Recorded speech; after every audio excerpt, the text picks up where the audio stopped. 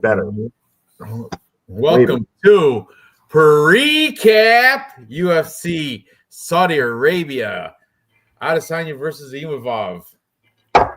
So we had a little break last week. Dave can't stop talking about his life now. Jesus, I barely don't look. Don't even share. I'm jealous, Dave. I'm jealous. Dave's got a new job. He's got a new life. He's got 2 fresh feet of snow. He's getting 2 more overnight. Went skiing today. Life is great. So anyway, now let's talk about fights. So this is the first show back from the break, and you know what? We're gonna miss that break because now we got like 12 in a row. I think 12. This starts a 12 fight kickoff tonight, and I already see the chat has already got people in there. Kiwi's been in here forever. This was Dave.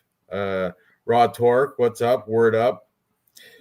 Gerald Lynch, beautiful sunny 80 degrees here. How's y'all's weather? Damn. It's all snowy. I need to find a new plow guy. Dave's got 2 feet of fresh powder.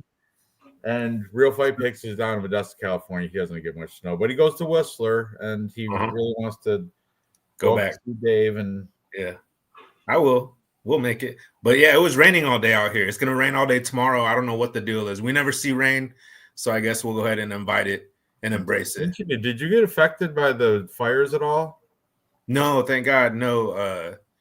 I didn't. I have family members that were like 6 miles away, which isn't shit when little sparks are flying like even further and starting fires. So thank God I wasn't. I heard that the wildfire, that the concert there, the big aid thing, that was a hit. Green Day, Rod Stewart, all the oldies, from when I was still in school. Yeah, that's good. They're gonna need it. It's crazy though, like the politics behind it, but that's for another day. All right. Dave's playing air guitar and looking at good. I know, Dave. Great for you. I don't think these guys watching really give a shit about your snowfall. So anyway, can we get into the fights, or you done bragging? You done with bragging camp, or you still want to gloat a little bit? No, we're done. We're done. I'm it. Big cock's being put away. All right. So I guess one person missed weight. Who was it? Lucas Alexander. Okay, I got an old sheet, so I don't know if the fights are in order. We're gonna pull up. Dave, do you have Tapology up? Ready to share a screen? All that good stuff. Are you seeing it? Yeah, I had it. Okay. All right. Let's go. Shout out to Kiwi Brew and Gerald Lynch. I mean, what time are the fights for you guys? Because fuck. I know. Starts for me tomorrow at noon Eastern? Yeah, noon Eastern tomorrow. And I have to go to a celebration of life that starts at same time. Oh, it's going to be a long day today. No, it starts at 9 a.m. Eastern. Yeah, I was about to say, I'm watching it at 6 in the morning tomorrow. Yeah. I'm setting my alarm at 5:30. The main card starts at noon. So, yeah, prelims start at 9. Thank you for correcting me on that. Jeez. I'm waking up early tomorrow. 9 o'clock. I wake up early every day. It's body clock. Old people shit. All right, you guys ready? 10 p.m. start for Gerald. Oh yeah, Bryson Hitler. Yeah, Real Fight Picks tuned me into that. Bryce says, "Oh, he's not bad. I can go fishing with him, something like that." Like, to be honest with you guys, he'd be somebody to go fishing with. Yeah, I bet. Stop queering up the guys and gaying up the girls. Oh. Yep. It was entertaining though, but we don't want to get into. I don't have time to get into that. But that was fun. I only watched 3 minutes of it, and I was like, "Holy shit!" I knew he was off the wall, but this is a little. I think he's going to get a lot of clicks of it though. Every time you mention Hitler, it gets a click. All right, ready? So, but honestly though, would you like Bryce Mitchell? He was talking crazy, but like he's on my boat. I could see myself going fishing with them. I know. No. Fucking retards. All right, you guys ready? All right, let's get into the curtain jerker. Is Hamdi Abdullah Wahab taking on Jamal Pogues. Jamal Pogues is this 11-4 favorite or 11-4 fighter. He's a minus 140 favorite. Did that change a little bit? Like I said, I wrote these down Monday, so a lot of this stuff is old odds and stuff. But Hamdi Abdullah Wahab, he is the Egyptian wrestler, 3-0. He tested hot for steroids his last time out, but he did take my money, beating what's his name? Yeah, thank you, Dontel. Don't tell Dontel that Hamdi's a Greco-Roman silver medalist Olympian. But anyway, Hamdi managed to have a boring, sloppy, horrible fight. Got me aggravated. I just wanted to quit watching MMA after watching that one. But he did handily beat Dontel Mays, and I personally think, as an underdog, I'm going to take him to do the same Jamal Pogues. I think Jamal Pogues Hamdi might be on steroids, but this is right in his backyard. What's he, Egyptian? And this is Saudi Arabia. Jamal Pogues coming from the U.S., stand-up striker guy. But Hamdi can strike as well, but not as. What he's going to do is he's going to take it to the ground. Hey, Ranch. What? Hamdi's, I think, from your home state. I think he's from New York. I believe he's American. Yeah, he is, but I'm saying his heritage. He's Egyptian. Oh, well. He did his regional scene in New York. He did. Down in Long Island, I think, and maybe some, I don't know, but I know he did regional scene stuff in. Let's pull it up. Pull up his Tapology. Let's check it. That's why we're here, right? Can you do my spiel first, because this guy's a fucking bum. Okay. Damn it. Oh, all right. Go ahead.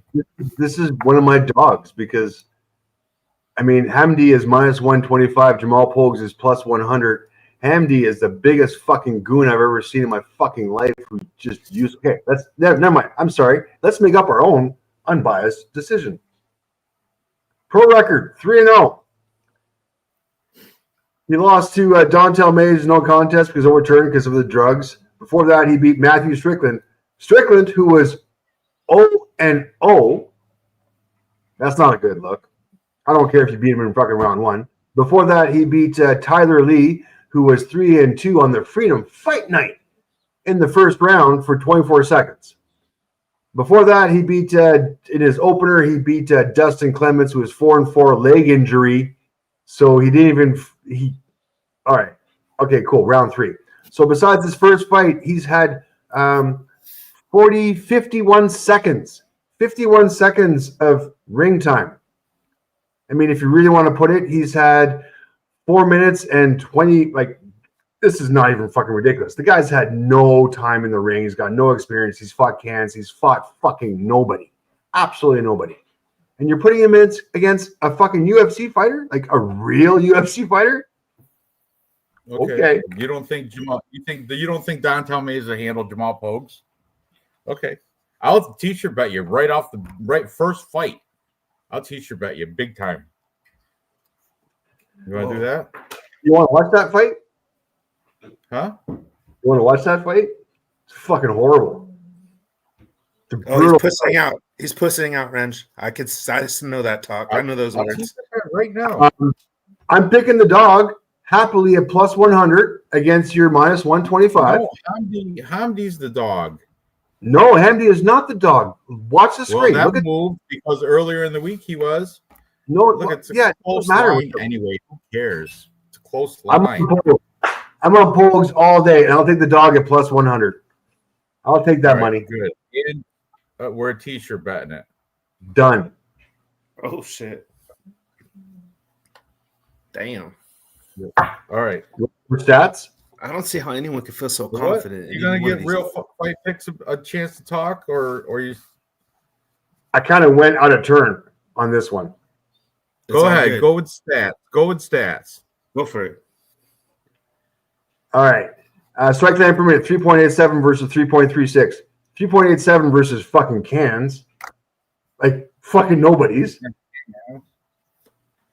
Striking accuracy 52% versus 44. Strike absorbed 3.13 versus 4.17. Just the experience here. Like look at who we got: Peterson, Park, and Parisian, Renato Jr., Brigado. Oh, one no contest versus Mays because he was all fucking roided up. I think the UFC wants to get rid of this guy. They don't want the fucking roid. Mick Parkin, unanimous decision over Jamal Pogues. Mick Parkin. No. Get over it. Yeah. Go ahead. Get over it. Yeah. You get over it. You're the one that's backing him. You get over it. I have no problem with it. I like that. Mick Parkin. I got reach advantage. Bragging about a victory over Josh Parisian. Okay, let's see. All right, real fight picks. What do you think? Hey, I got off the bat. I'm gonna just tell you, I have Hamdi. I have there. Dave is talking about him like he's some kind of fucking guy off the street. I mean, the man has competed in the Olympics. Okay, a Greco-Roman wrestler. Greco-Roman wrestling. You know, I mean, he could be DC. He could be the next DC. We don't know. And Dave is talking down on this guy. So just for that reason alone, look at the physiques. Look at the physiques they got. These Jamal Pogues fought at 205 and he looked good. You know, I seen his Instagram story like yesterday or maybe even Crystal.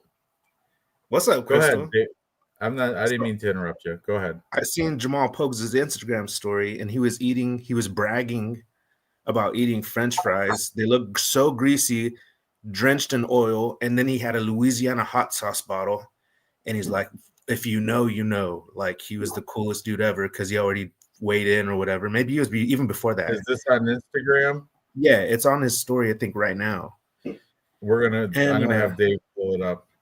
Yeah, he's eating like shit, and you know, he's not in the right division. Like, he looks really good when he's at 205, and I was kind of worried because Hamdi, he wrestled at 216 pounds. And I thought, oh shit, well, he's not going to be able to wrestle Pogues because Pogues is 264. But then Pogues used to fight at 205. So that canceled that out, that little thought process I was on. But I'm going to pick Hamdi. I'm going to go with the wrestler because he actually has hands. He's a dirty box. He's got the dirty boxing. And he's not. Yeah, he's pretty good with That's why I went against him last time because he was riding. Pogues is he's a little longer, and he could make it a fight where he's like gonna keep Hamdi on the end of his punches, but he's not really that comfortable on the feet. Pogues actually wants to be a wrestler, and he can't do that. I can't see him doing that with Hamdi. That's why I'm picking Hamdi. If Pogues wins, Pogues gonna win by decision. No way he knocks him out or submits him. So I'm going to go with Hamdi. Right. I might pull my bet after this video that I'm watching. You're going to double your bet not be distracted. You know what I mean? But I finished, thank God. It's going to double down on it after watching Pogues ride the big schlong there. Why is it veiny? It doesn't need to be veiny. Because it's lifelike. It's lifelike.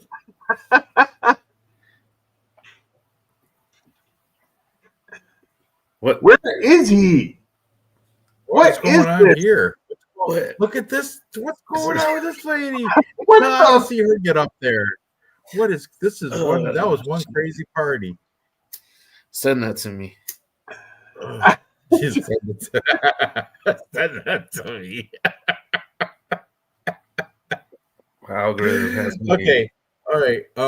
We went to Jamal Pogues to look for hot sauce eating, and we got Dick riding and Fat Girl trying to get on. Okay, so on his Instagram, I got nothing. I mean, that was the Dick riding thing was 60. We don't got to watch it. Pizza that night. I watched that before his last fight. This is when's his last? Look at how much different. How old is this? He hasn't even. It was a long time ago. Yeah, you have an old thing or something. Did you go through? You searched it. I'm gonna go through his. You have an old thing. Let me see. Yeah, I got Hamdi now for sure. That just kind of solidified it. Pogues Official is the one. Go from his Tapology page. Looking at old stuff. That was back when he was a dick rider.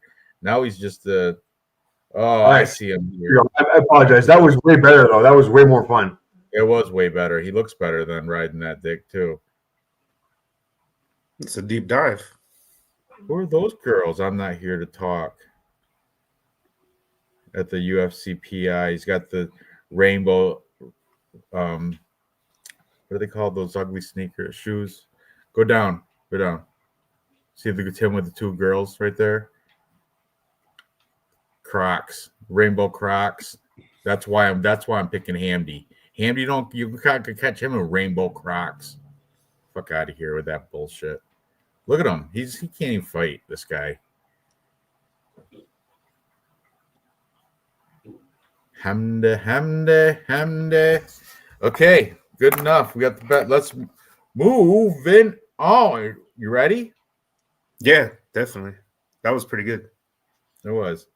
All right, next we have Bogdan Grad taking maybe not. What's the fight? What's the next fight? I might have the order wrong. I have the buyer's remorse on my last pick. I have the buyer's remorse. I might flop and fucking buy a t-shirt. The next fight we have is Bogdan Grad taking on Lucas Alexander. Lucas Alexander is the only person to miss weight today. He came in at 148.5 pounds. So that is 2.5 pounds over because you're allowed a pound allowance. Lucas Alexander, the Brazilian's 8-4. I didn't write down the odds. Who's the favorite in this one? That will be Bogdan Grad. And what are the odds for this? No, that is not correct. Lucas Alexander is a favorite at minus 125. The odds start off at minus 225, but then they've gone down to minus 125. Bogdan Grad, because of the weight loss, is now gone up to plus 100. So you got even money on Bogdan if you want it, and minus 125 on Lucas because he missed weight. So his odds have gone down. I believe he started at minus 225. Justin Tucker, the kicker? Yeah, but he just got a bunch of accusations for like Hamdy. Oh, because he likes handies? No, because that's the song I was singing. It was It was like an Iggy Pop song. He gets it. Crystal gets it. I was singing the Hamdy song as never mind. Hamdy. Can't keep up. I'm trying to keep up. Go ahead. I'm sorry. Bogdan Grad, you're talking, right? Me? Oh, yeah. Because Dave's going first tonight. I don't mind it. I'm off turn. Go. You're fine. Go ahead, Dave. Open it up. I didn't look into this that much. So do it. Bogdan Grad. I know he's a littler guy because I saw the face-offs, and boy, this Lucas Alexander, he's got some inches on him. Yep. All right, let me get him. So Bogdan Grad, I watched some tape on this gentleman right here. And, he fought a lot of cans, and he could do everything, though. He's a striker. He's got jiu-jitsu. Did he submit a black belt? I watched him fight a black belt, and he won. He finished it. Oh, flying knee. That's what it was. It was a flying knee. Really dynamic, but I don't think he's going to be able to get a flying knee on Lucas Alexander because Lucas Alexander's really tall. And that's the guy. Lucas Alexander fought Jika Saragi. And man, I can't believe that was a beautiful knockout. Lucas Alexander goes straight back. He still does that. He goes straight back with his chin up. And I thought, because it looked like a lucky knockout when I was watching that fight. And then I realized, no, it wasn't a lucky knockout. Lucas Alexander has a bad habit of putting his chin up high in the air and going backwards. So for that reason, Bogdan Grad's really technical. I'm going to pick him, a guy like Ranj was saying. But if we're just going off pure technical, who's more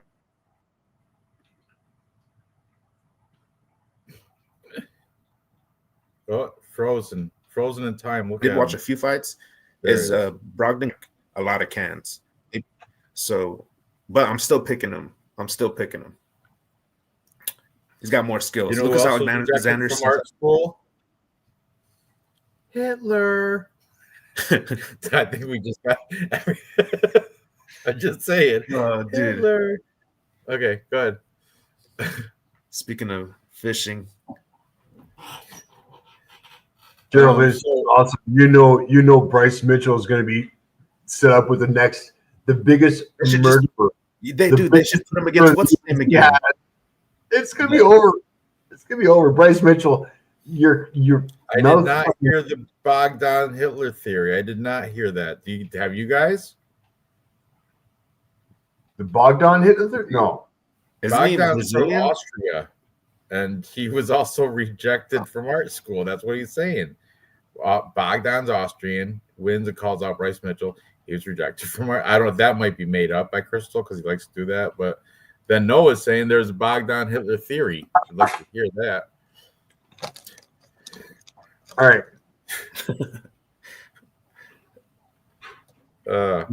What's his name? Josh? That one dude that knocked him out and could have hit him again. I can't think of his name. He trains with Uriah Faber, right? That guy. He should fight him again. Jesus. See what I'm saying about the height difference there? Look at that. What's he got? Good. What's Tapology say he's got? 4 inches? Don't matter, bro. What? I know it, but I just no. I'm telling you, it does matter, but not this fight. I'm telling you, it doesn't matter with this fight. 5'8" to 5'11", so 3 inches. Yeah, well, as far as I'm concerned, I think you're wrong. I think that's more. That's more than 3. I know he's got that kid and play hair going on, but still, he's got bigger teres major. Bogdan's just a little machine. He's like a little ball of fury. He looks like, you know what I mean, like all compact muscle. I'm gonna go with Bogdan Grad. I don't like it, but I'm doing it. What was the odds again, Dave? You're going dog, by the way. Bogdan is plus 100. Lucas minus 125. Because, by the way, I just wanted to let you know, he was at, I think, minus 225, and chat can correct me because I can bring it up if you want. But I think he was at minus 225, and because he missed weight, he went down to minus 125. I have a bet on this, by the way. I like the fact that he missed weight here. You have a bet on this? What is it? I know Gerald Lynch is going to tail it. I got Bogdan Grad straight up on the money line. I'm not greedy. You know what I mean? I'm fucking fighting all you guys tonight. Shit. Well, I'm the salmon going up against the stream. I'm picking Lucas Alexander. I like the fight that I like the fact that he came in heavy. I like the fact that he was a heavy favorite beforehand. Now he's just a minor favorite. I think my odds just got better. I'm putting my money on Lucas on this one. Wow. I'm going Bogdan via racism. just playing, just jokes. It's too soon, Ranj. This is barely like you just learned about this. I did, but I love it. I love it. Okay, can I just run over some stats real quick? I mean, we watched the face-offs. Wonderful. Lucas is going to have heavy height advantage, heavy reach advantage. Strike time per minute, 6.35 to 5.23. Advantage Bogdan on this one. Wonderful. Striking accuracy, 47 to 55.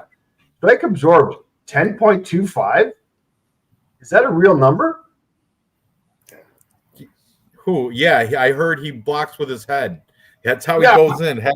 Head down, just takes a barrage. That's what I swear. But he's a great wrestler. That's what the Cody Safdie said. He said, or was it? It was the Sure Dog guys there, Keith Schillen and Ed Duffy, and he said I remember watching defense is just to catch them all with his face. I've seen Rogan podcast with an unnamed fighter whose defense was, and they never aired that podcast because your defense I was taking hits to my face just to take his range. No, this guy, that's how he comes in. Anyways, I don't like him on the feet at all. I like him on the ground. Alexander as well. But I mean, Alexander, I get it. He's got no takedown average. He's got no takedown accuracy. He's got 57% takedown defense. Which Stat Diggers. That's who said that right there. Uncle Easy said that. He has head movement of a statue. Thank you, Raw Torque. That's what it was. Exactly. So Lucas doesn't have much ground game though, which is the only thing that scares me. I think he's going to dominate on the feet all day long. I think he's going to be able to stop the takedown just because of his huge size advantage. And this is where the face-offs matter, where like this 6-inch height advantage, I think is going to be able to stuff the takedown. I really do. I think he's going to be able to keep it at range. And this is where I like Lucas Alexander because he does have the advantage on the feet. He is going to have the defense. This motherfucker has no defense whatsoever. So he's going to be taking punches all day long until he tries to get him down. And if Lucas can stop that takedown, then he's got him all day long, 3 rounds. Just tag him up. Just don't even do anything. Just soft fucking Nate Diaz fucking 1, 1, 2, 1, 2, 1, 2, 1, 2, and then eventually put some power behind one. I cannot see Bogdan Grad having a path to victory in this fight. I really don't. Unless he takes him down. It's the only way. I'll stop now. I'm still picking Lucas. I'm looking at Bogdan Grad's. I found his Instagram page. It's not through Tapology. That one's broken. He's got a different one. I like him. Nice. So anyway, all right. So Dave's on Alexander as well as some of the guys in chat. Sorry. Me and Lou from Real Fight Picks were on Bogdan Grad as well as a lot of others. Please don't forget that Lucas Alexander will show up to this fight 10 pounds heavier.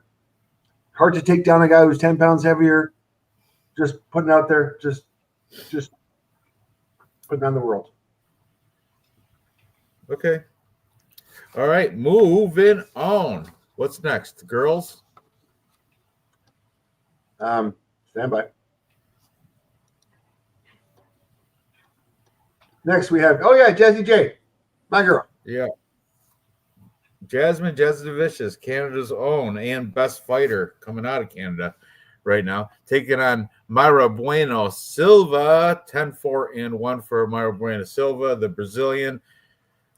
This is I've been back and forth to this, but every time I got to go back to my girl Jasmine. She just got so much better wrestling. Mayra Bueno Silva, she's well-rounded, and she is. I do believe she's a brown belt, maybe even a black belt. I think she's definitely knows her jiu-jitsu, but Jasmine was like a Canadian silver medalist for like Olympic trials, or I don't know. She definitely has some accolades in wrestling, and it shows in her. She translated it very well to her MMA, and she can also strike. She used her size as she can bully her. She's a big 120.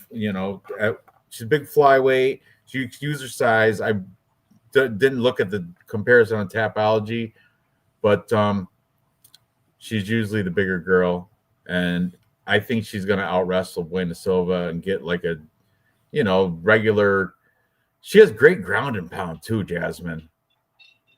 I don't think she's going to finish it though. I don't think she's going to finish her. So it's going to be a unanimous decision, Jasmine. She's going to just pretty much control where the fight goes, throw a little ground and pound in there. It's going to get to the ground though every time. And unless Mayra Bueno Silva managed to catch her in a arm bar or something, some slick jiu-jitsu thing that catch her off guard, I think Jasmine's going to get a decision here.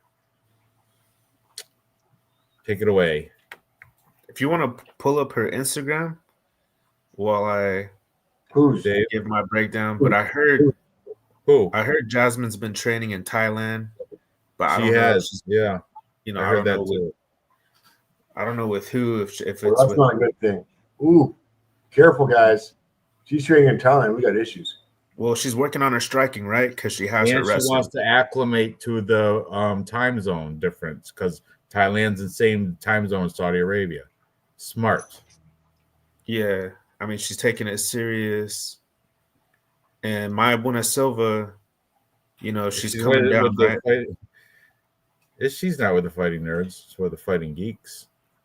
Well, I heard like also too, like on a podcast, I could be wrong and they could have been joking. I took it serious, but I heard like she broke up with her girlfriend that trains there. So she doesn't train there anymore, is what the rumor was with Mayra Bueno Silva. So and then she's coming down, right? So she's probably going to be compromised in the later rounds when Jasmine could take over, because I feel like this fight could go to decision. But then at the same time, like, I don't see how Jasmine wins. Like, she's not really comfortable with the striking, so she's going to want to try to wrestle. But I think she might find some resistance with Mayra Bueno Silva. And I think Mayra Bueno Silva is like a little better striker. So I don't know if this Thailand trip could cure her lack of striking in one Thailand, training camp. But I'm having a hard time picking Jasmine. As big of a favorite she is, I might, like, just for the smarts of it, go with the dog money here. So I literally picked Mayra Bueno Silva. I'm gonna keep it. I picked her in my typology. I picked her up there for a second. I'm just gonna end my rant. I make she's more dangerous in the submissions. I mean, Jasmine has 2 submissions in her last 3 fights. I think it was like a Darce choke and then some other kind of crazy. It was an anaconda, I think. So it shows you that Jasmine wants to play on the ground. There you go, Gerald Lynch, a man with some sense, dude. I can finally stop talking now. I feel good now that Gerald, we're on the same wavelength. That's beautiful. Yeah. Go back, Dave. Can you play that back? Look at who gave Mayra a poop sandwich, because she looks like she just took a bite of one. She doesn't have her little medicine. She can't take it. Or her Adderall or her ADHD stuff, right? But yeah, she looks like she's already lost. Yeah, I'm taking Jasmine all day. I was already all over. But okay, I get it though. I get she definitely has better jiu-jitsu. You think she's gonna win by? How do you think Jasmine wins? Like by decision? Yes, unanimous decision. She's gonna win every single round with control time and ground and pound. She's not gonna finish her because Mayra Bueno Silva's pretty tough, but no bueno, Mayra, no bueno. We're gonna take. I almost want a t-shirt bet you, but I think I still owe you, so I'm just kind of trying to chill out. I'm trying to calm myself right now because I'm tempted. I feel like, but you kind of got me doubting the fact that she might not be as acclimated, and that might play a factor in this. But that's why she went there. That's why she went to Thailand, to get used to the time zone and all that. Time good for her, yeah. That's. But Mayra, she's a veteran. You showed me this fight happening, 2 years ago, and you're gonna pick Mayra all day. You know what I'm saying? Maybe 3 years ago. No, I've always had a thing for Jasmine, Jazzy Jazz. Always. Even when I've lost money on her too. I've bet her every single time she comes out. Well, that helps me too. I feel more at peace now. I think, unless you're gonna Marina Moroz. Yeah, I know. Marina Moroz. The Ukrainian, she's like, yeah. Ref give to Macy win via stoppage. Yeah, the Ukrainian boxer. Exactly. Thank you, Noah. Marina Moroz is a Ukrainian boxer. And she, man, I get it. The first round, though, I think Bueno Silva won, was really competitive in that. And then she got tired and Moroz took over. So fuck, dude. I don't know. But then, Jasmine like struggled, and like I was watching a fight with this chick she was fighting, last name O'Hearn or something like that, some Irish chick, and she had a hard time with her. I didn't really deep dive into how good that chick was or if she fought like really good competition or not. That Marina Moroz fight was fight of the night. What a shitty card that must have been, right? Like Marina Moroz though. Like, I almost kind of think Marina Moroz could beat Jasmine Judavicius, Jasdavicius. I think that's a possibility too. Is it my turn yet? You guys are fucking long-winded. Go ahead. Sorry. Kind of want to move the show forward. This fucking girl fight, the Jasmine J. My girl is going to fucking win dominantly. All right. Okay, Jazzy J, strike time per minute, 3.70 versus 4.01. Silva is a stand-up woman fighter, which is awesome. I love to see it. It's wonderful. Unfortunately, this is not the fighter for you. Strike absorbed 3.81 versus 5.00. So negative striking ratio for Bueno Silva. We're going to go even striking ratio for Jazzy J. Not fucking wonderful in any sense of the terms. Oh, let's go to takedown average. And this is where Jazzy J is. Listen, she's dominant on the ground. Let's be honest. This is why she went to Thailand, to improve her stand-up, to improve her Thai boxing, to improve all that shit, which is going to be wonderful. But it's all going to come back to her roots and what she does. Takedown average 2.50 versus 0.64. That's not good. Takedown accuracy 43 versus who cares about the 29. Takedown defense 75 versus 66. 1.5 submission average for Silva, but that was against nobody you want to know about. She's coming off of 2 losses and a no contest against home. Her last win was against Landsberg, which was a long time ago. And we've got Jazzy J, who is on the up-and-coming rise, just getting better, more technical, getting her game refined, getting to that top 10, top 5, top 1, top 2 contender. That's where you trust her at -2 something, -270 or 250. You trust that? Are you? No, I'm very confident that she's going to win this. Now, what I'm going to tell you is that Silva's a good fucking fighter. She's a good stand-up. And despite the fact that Jasmine has finished, like, this is girl fighting. Like, listen, we all come into the girl fights saying, oh, yeah, girl fight decision. And we've been right. But the tides are turning now. The girls are getting way better, and they're starting to get finishes. And this girl, who has finished 2 of her last 3 fights, is kind of impressive. And like I'm giving Silva a whole bunch of props because I'm saying that Silva's going to last the distance, and I'm hoping that because she's going to concentrate on her Muay Thai fighting and not take her down and choke her out right away, if this is going to go decision. So yes, I will lean to Jazzy J decision win, which gives me a -163. I don't usually bet girl fights, but at -163, I'm going to put something on that because I kind of like that -163. I'll put a little something on that Jazzy J, my little Canadian girl. And I think I'll give Silva the credit. Yes, Silva is going to have enough, hopefully as a Brazilian, don't be embarrassed by the fucking Brazilian, that she will not be submitted. And Jazzy J is not going to knock her out because, Silva's got some fucking hands. I get it. But, yeah. Moving on, Bulgarian Cowboy. Shout out. Anyway, next we have Preecaaap taking on Mike Davis. Oh, I'm sorry. No, we don't. We have Terrence McKinney taking on Damir Hadzovic.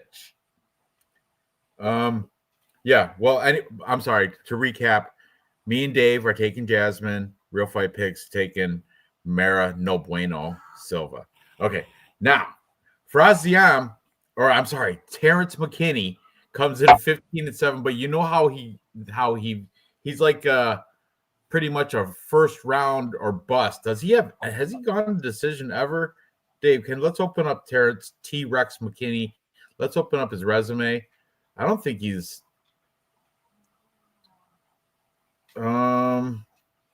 no, I don't see any decisions ever.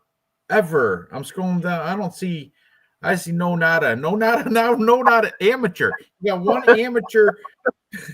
amateur decision fight. Everything else is it's 15 minutes is a long time. All right, 15 minutes is a long time in a ring. I don't want to. If I don't have to, I'm not spending 15 minutes in the ring. Even make it 5. Look at he's either beating everybody or getting beat.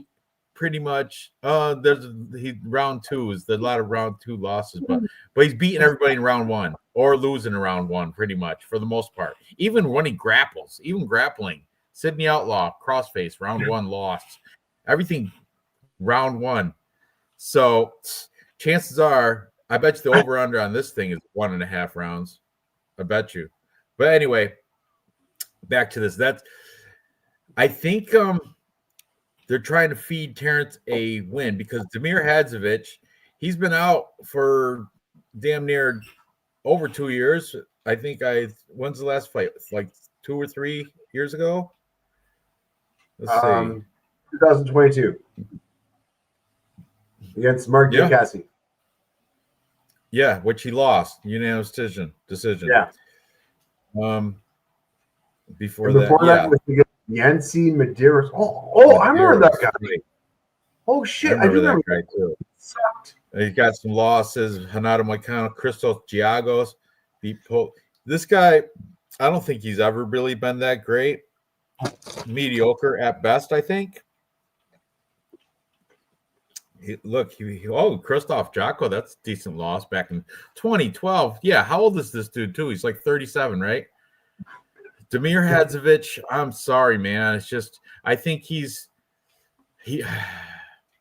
what bothers me though, he's the Bosnian bomber. What bothers me is he might be part of that that whole Islamic like team Saudi Arabia. I think if they were to no, screw that. Terrence McKinney's going to beat this guy first round, knock him out.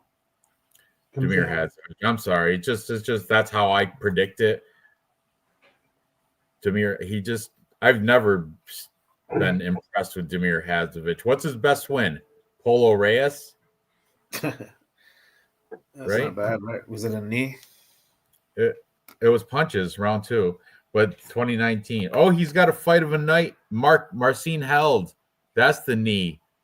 That's 2017 performance of the night for Damir Hadzovic. That's maybe his best win. So anyway, I'm on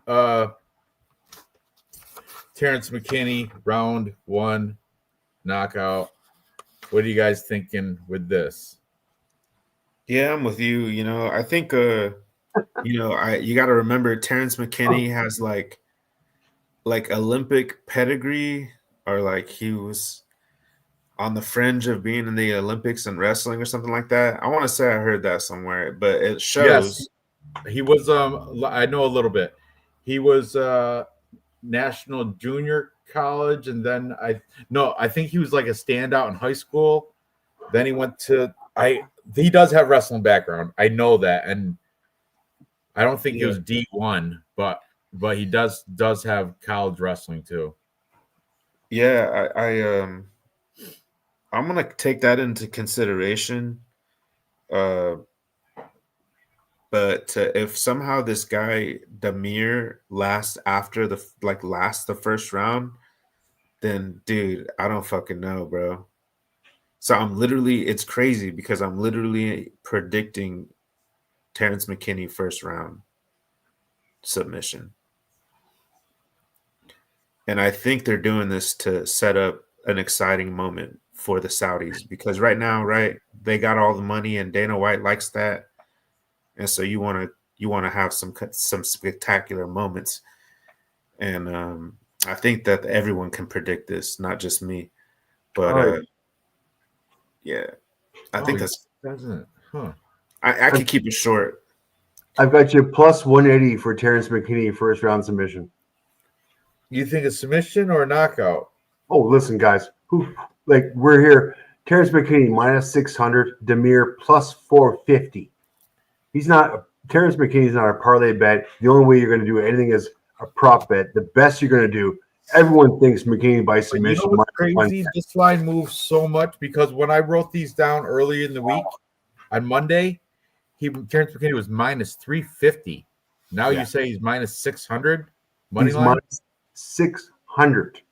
Did we look at the face-offs? Can we look at them? Damir's supposed to be. We haven't gone there yet, but I kind of cut you guys off. I apologize. No, I already made my ticket. Your turn. It's on you. It's your turn. Go ahead. Well, thanks, Tips. You kind of like he's minus 600. What do you want me to do? Hey, Damir has a bigger Terrace Major. Look at that. Look at the Adam's apple. Gee, he's all Cro-Magnon.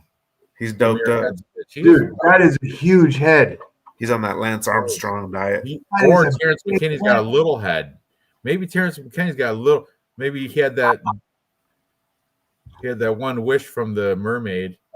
One wish. I wish What's I get a little head. There you go. Yeah. Bing, you got one. Yeah. No, I don't know. There's a big difference in heads. Look at how big his face is.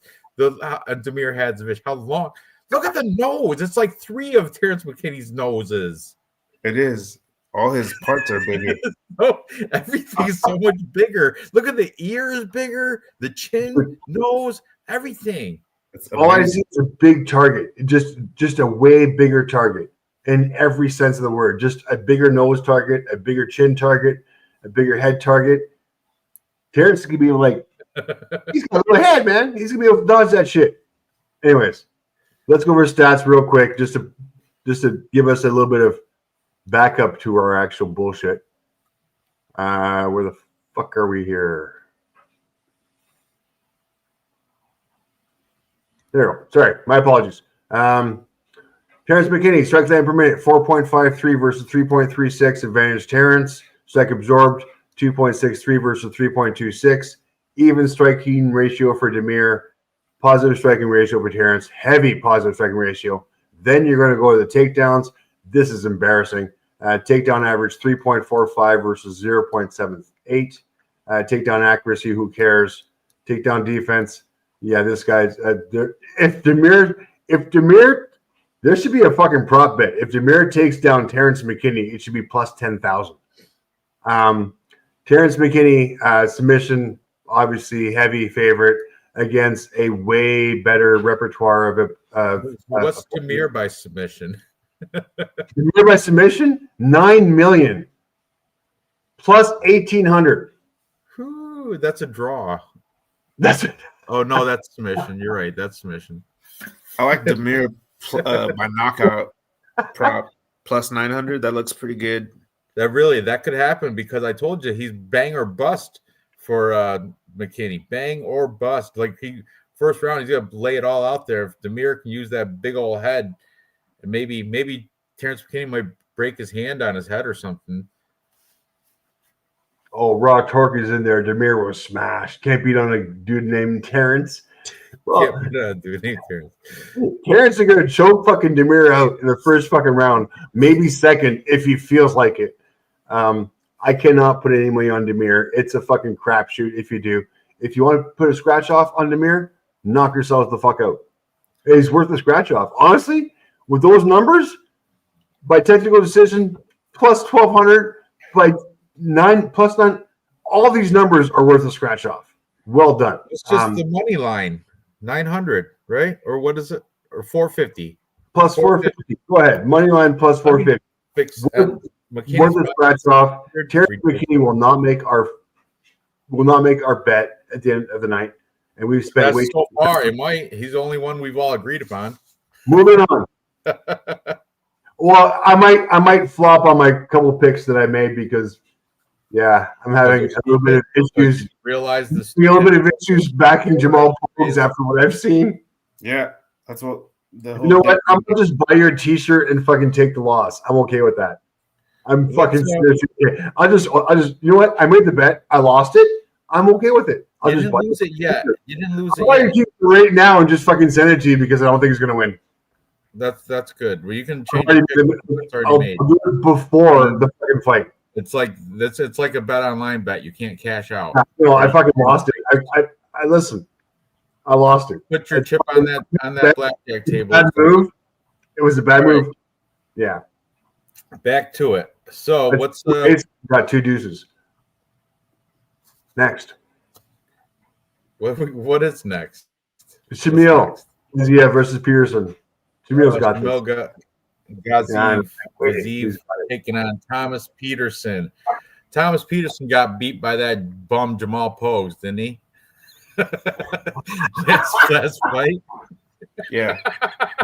I hate you so much. He did. But I don't know, man. I guess he's supposed to have some. But Thomas Peterson legit has. He won Juku heavyweights, like that's junior college wrestling championships. As a senior, though, that's why he couldn't. Usually, after you win Juku, you transfer to a D1 school to see how you fare with the best of the best. But he was a senior, graduated college, went right into MMA after winning his junior college wrestling championships. So Thomas Peterson has legitimately good background in wrestling. However, that fight against Jamal Pogues, I hated him. He didn't use he used his wrestling at the very third round, if I remember, when it was far too late. It was already too late, and he was already gassed. He has no wind left in him, and it was a disappointment watching Thomas Peterson lose to Jamal Pogues in that fight. Shamil Gaziev, though, man, this guy, 13 and only one loss. What is that one loss to? Let's see. And where's he's out of Russia. Where Bahrain. Garzino Rosenstruck. Yeah, that was just recently. That was his only loss to Garzino Rosenstruck, and that was back in March. And he's got some decent wins in his resume here. Darko Stosic, when he was in Brave, that's a good win. Is that retirement in round 4? His loss against, is that when Uzario broke his face? What was the retirement for? Chat, Crystal. I think that's when he couldn't come. He didn't want to come back for round 5. Here. Was that when he broke his face? Did he? Was he had a broken face? They had a broken eye socket or something? I don't know. Somebody, let me see. Let me catch up on. Okay. Somebody help me out. Okay. Oh, Gas. Steve. Peterson, sacrificial man, little power in Saudi versus a Muslim. He has no chance. That is one thing to thank you, Simple Man, for pointing that out, because Gaziev is definitely Islamic front. He's definitely part of the Muslim. If you do a Muslim, I'm going to do a Muslim parlay. I always do when they're over there, and usually it cashes. And I'm going to put Gaziev in the Muslim parlay. As for this fight, though, I think I might take a stab at the underdog. I'm not confident at all, but I think I might throw a scratch-off ticket on him. Gaziev can lose via Kimura. He always winces when he gets in a Kimura and lucks out. Thomas can lock it in. That is true. Gaziev has always been gassy. Gaziev. He was fine, just terrible cardio. They lied about his eye being injured. He just quit on the stool. That's what. Hey, what's good, MMA Jesus? I see the Super Bowl's going as scripted from the NFL for you, MMA Jesus, just for you. If Peterson survives first 2 rounds, Gaziev will. He's slightly blacker too. I don't know. I guess. Then the commenter says his eye is injured, which is absolutely made up. 2, 5. We're not. This is a copyright infringement. Jesus, man. All right. His face is broken. Nah. Okay, what was that? Sorry.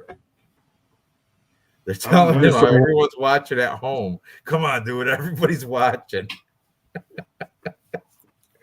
All right. I got I'm gonna take the not quitter.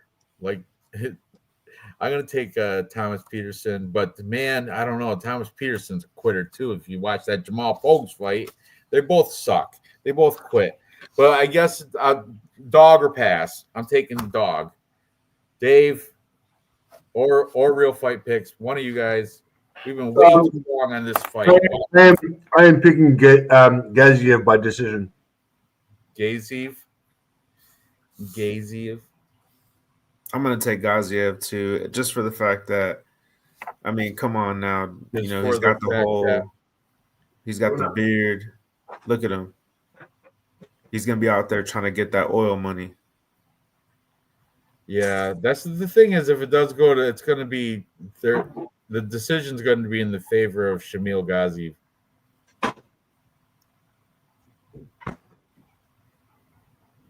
Unbettable is correct. All right.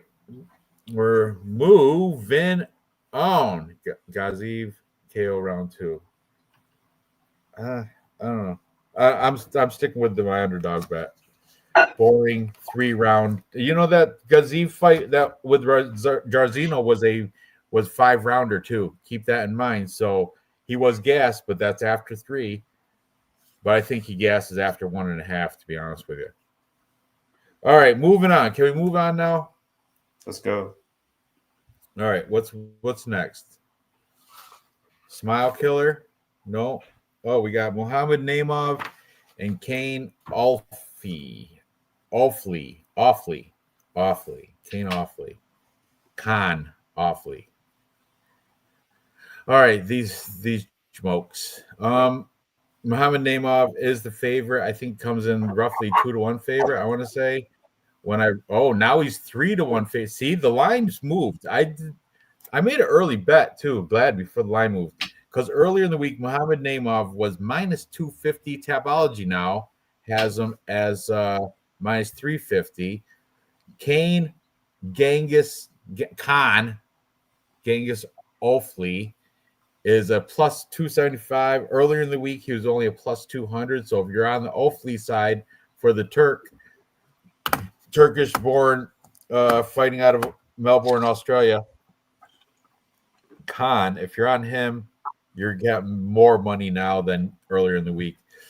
Let's see. Muhammad Naimov fighting out of, it says Elevation Fight Team in Denver, Colorado. If that's true, that means his cardio should be on point. He is 11-3, coming off a loss to Felipe Lima, but I like Felipe Lima. I do have him in high regard, so I'm not taking a lot off from losing there. Khan Awfley is also coming off a loss. He got knocked out by Marin Santos, who is a 13-1 unknown guy, but that was in his debut, so maybe jitters. Where Naimov has been around the UFC for, let's see, looks like about 2 years now. He's got that was his last fight was his 4th in the UFC, and he's got wins over Jamie Malarkey, Nathaniel Wood, and Eric Silva, which are 3 good wins in my opinion. Where Ofley's just coming out of, he was Hex fight, Eternal MMA, Bushido, Hex, and then his debut he lost to Marin whatever that guy's name is, Santos. I'm going with Muhammad Naimov, the Tajikistan fighter, to win probably. I don't know if Kane Ofley, how did he lose his last fight? Get knocked out. Yeah, I'll take him. I'll take Naimov via TKO. That seems all right. What are you guys thinking on this fight here? I was really high on Naimov. I mean, I picked him to beat Jamie Malarkey. I picked him to beat Nathaniel Wood. That's a great win. And I actually picked him to beat Felipe Lima because I was just high on him, right? This is what Cody Sandhagen's one of his main training partner. I mean, that's pretty good. Corey Sandhagen was, you're saying?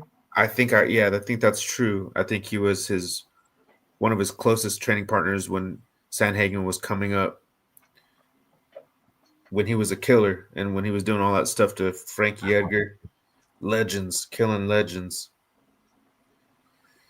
And man, but he has a couple of weird losses, right? I mean, these are a long time ago. This is like during the pandemic, but he lost after a long, tough season. I'm making just jokes. What I'm saying is,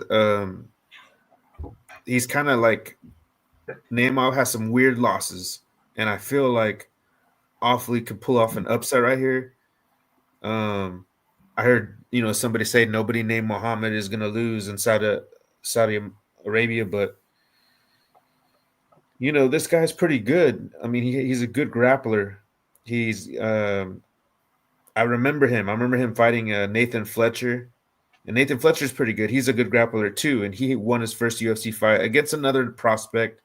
So you could go down a rabbit hole if you want to. I'm just saying I wouldn't be surprised. I'm gonna look up this guy. I wouldn't be Marin, surprised if Marin. Offley wins. It wouldn't surprise me. Dave, can you look up that Marin Santos guy? Marin Santos 14-1, decent. Hold on, Kane. He beat Barber. Maybe He beat prospect. so, I mean, it was a good loss.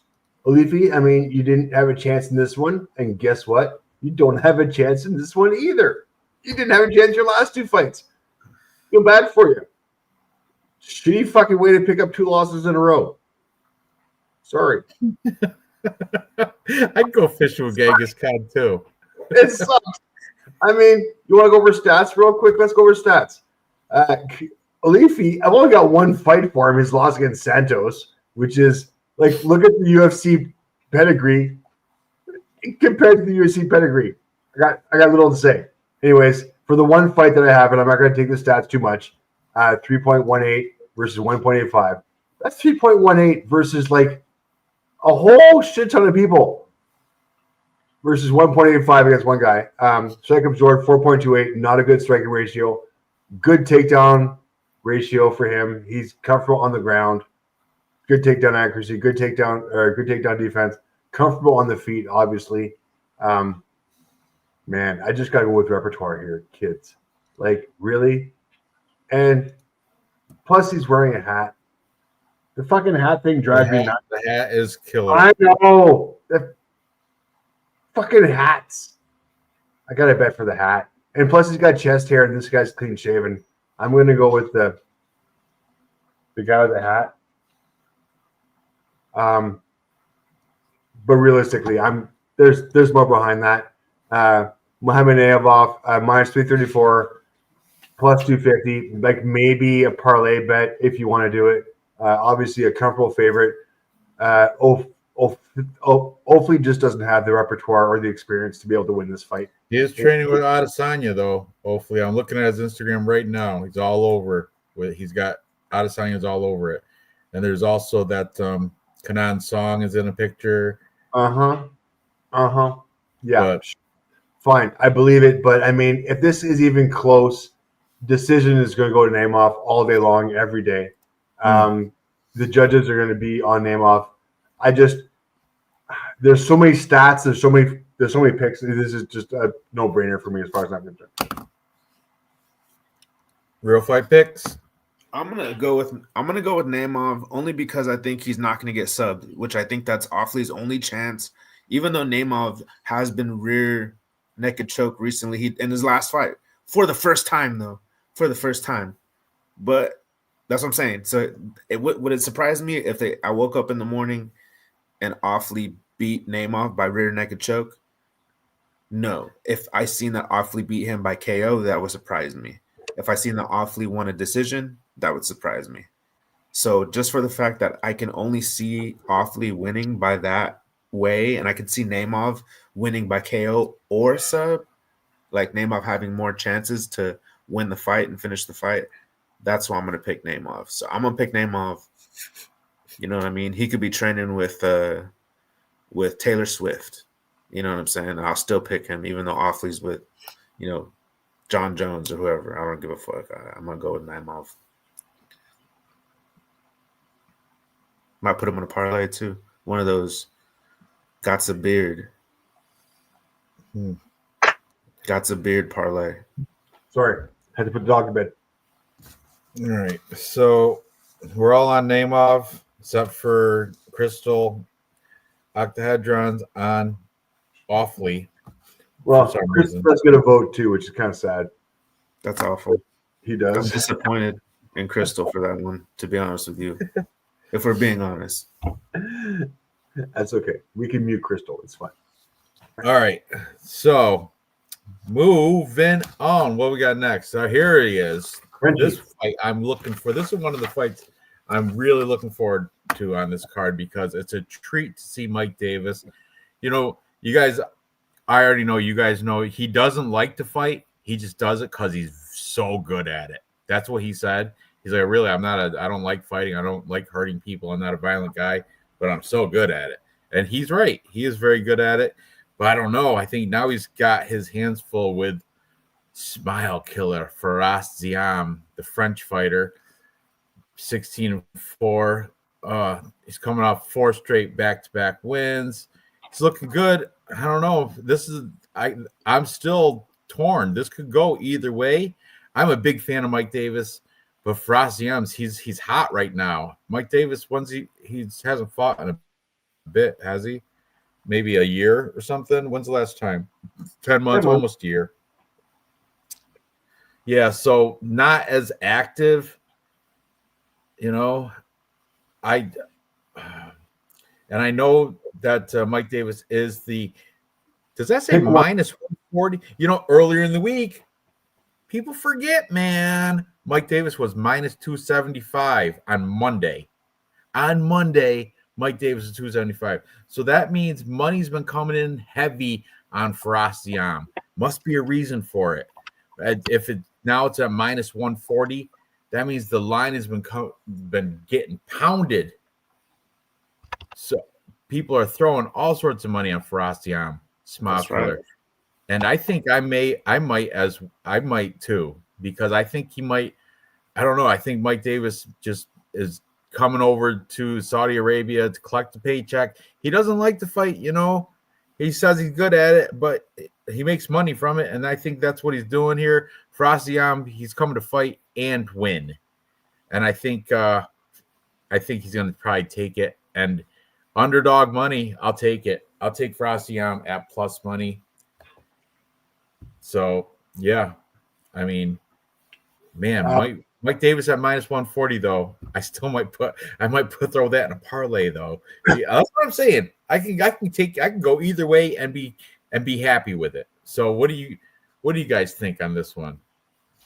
Do I get any props for fucking bringing up odds and the changes of them? No, nothing. Yeah, all sorts of props, Dave. Fuck you, fuckers. All right. Huh? Hey, you know, Faraz Ziam, he's been all the rage. He's been all the hotness. He's looking like he's improving stuff like his takedown defense. And you know, who was it? I don't know. It seems like this past 3 fights, everybody's been trying to take him down because he's a solid striker. And Mike Davis, he's great, and he has some impressive wins. He's one of my unranked contender series picks. I mean, he's amazing. He has some impressive wins on his resume. He's a Golden Gloves boxer. He has like a wrestling pedigree. He's really, really awesome. Like everything you would want a fighter to be. What else did I hear about Mike Davis? Oh, I heard that he's coming off of a shoulder surgery and that he gets injured all the time. And he's only fought in 13 times in the last 10 years or 10 times in the last 13 years. And I think it's 10 years he's been in the UFC.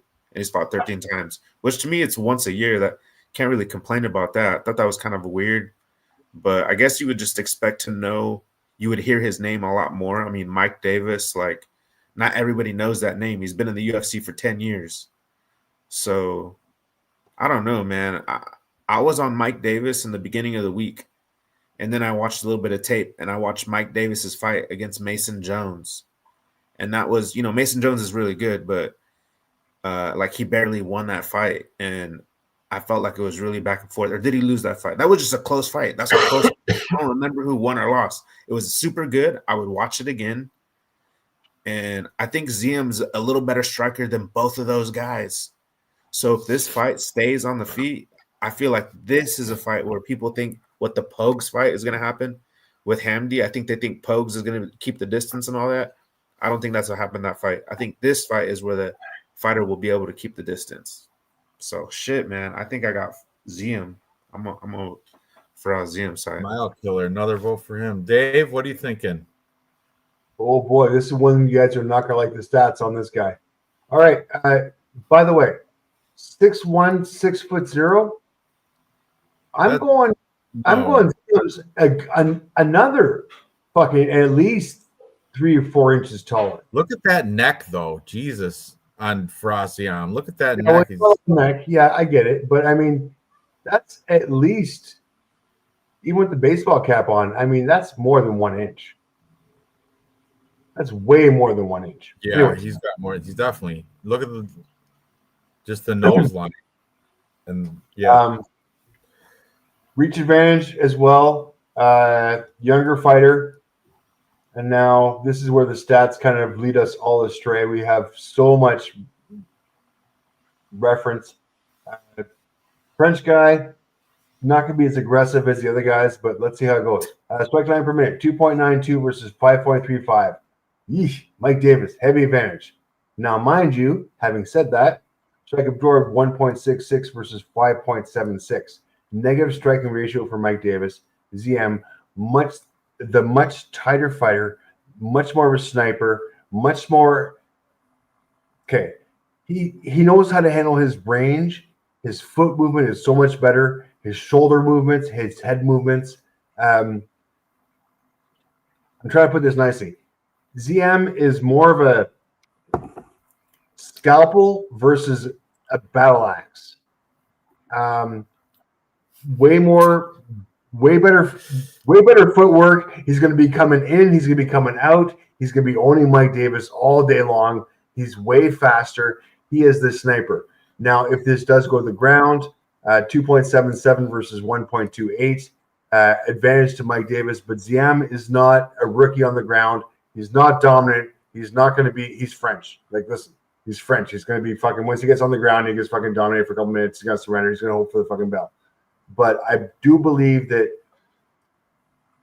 he's coming off of like what 1, 2, 3, 4 wins, as well as 1, 2, 3, 4 wins. But I think Ziam's got the slight advantage on this one. If we're looking at the betting, sorry, wrong page. I'm not there yet. Wish I had a producer or some help somewhere. Fine. Ziam plus 125. I think Ziam was a favorite beforehand. Let me see what we got here. Oh, so the money's been coming in on Ziam heavy, as far as we know from DraftKings. I do believe Ziam has a chance in this fight. I'm going to bet Ziam on this one. I think he is the more refined fighter as well. He's French and American. As far as the judges go, they're not going to give a fuck. They'll be able to give it to Ziam just because he's the faster fighter. He's got a better head movement. You guys can watch tape. I can bring it up if you want, but my pick is Ziam. Decision. Huh. Yeah, we're all on. That's the finally we're all in agreement on one. Finally, and he's a dog. Chocolate. Yeah, it's a dog. Yeah, but I'm flopping on a couple of my guys, so we'll. All right. So anyway, moving on. What's next? Zaim got subbed by Puelas. I know. But Puelas, that's his only trick. That's his only thing. If Claudio Puelas, that's all he has is submissions. Exactly.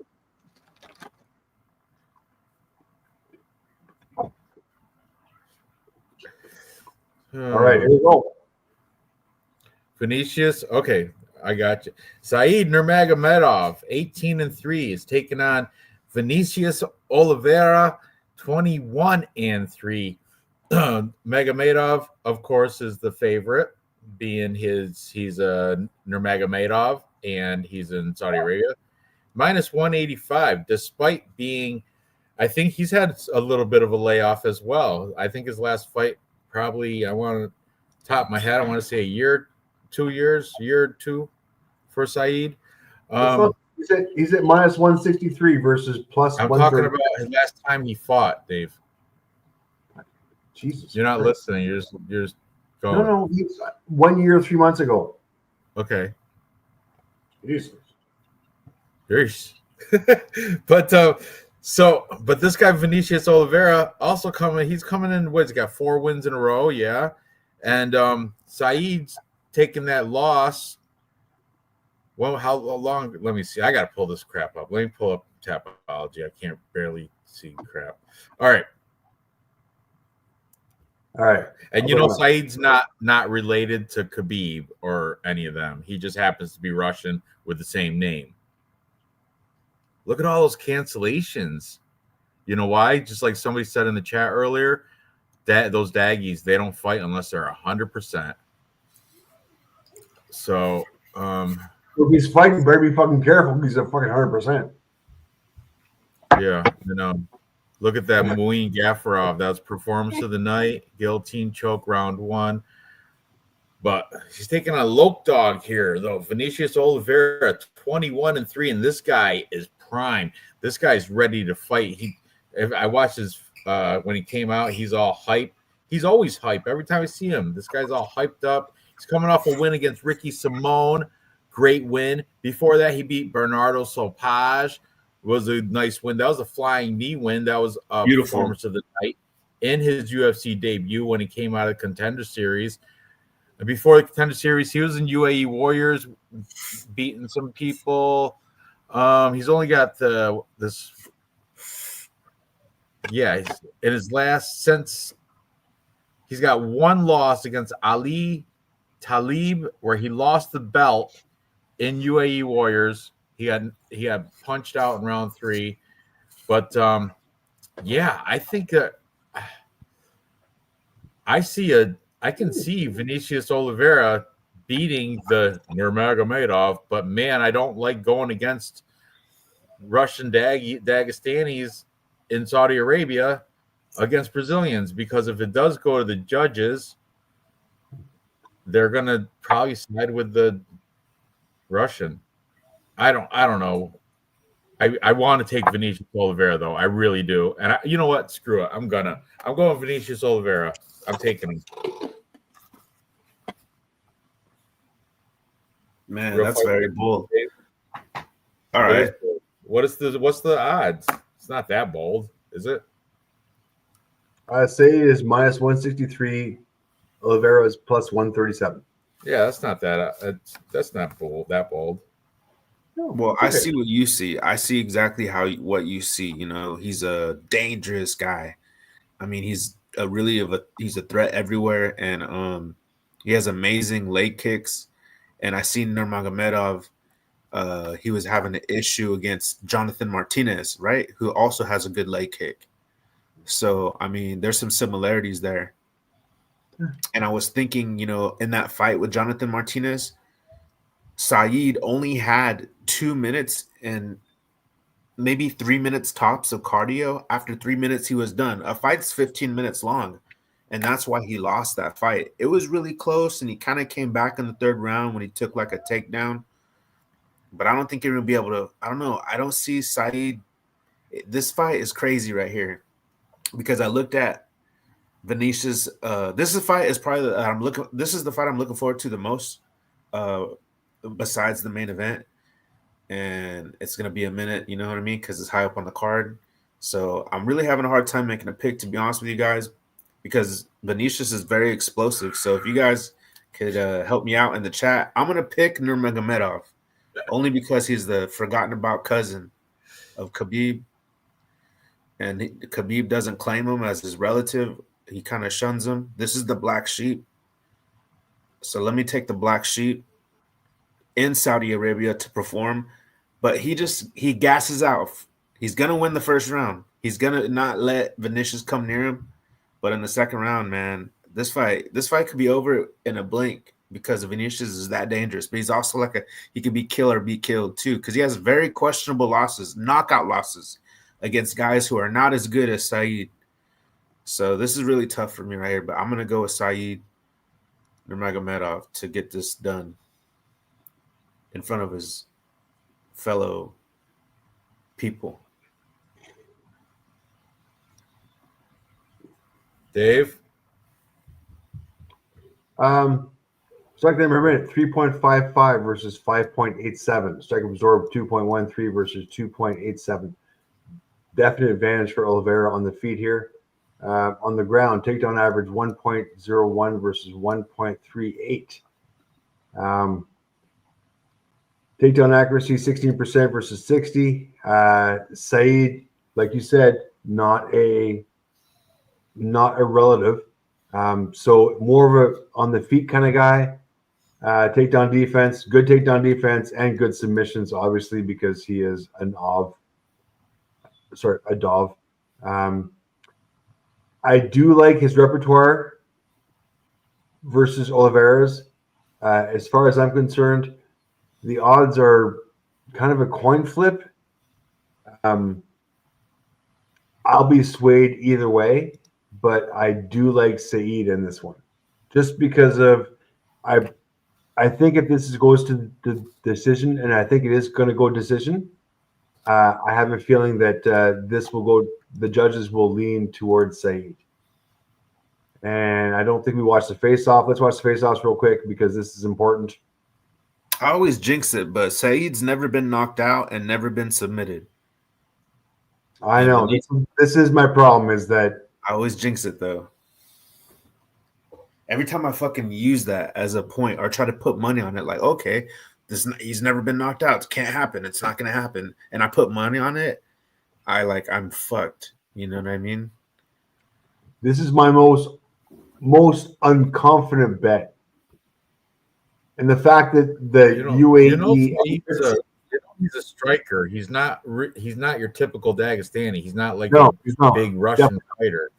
No, but he has that one Islam move. They know how to do that. He knows how to do the front chokes with underneath or whatever, you know what I mean? Guillotine. Like he's got that.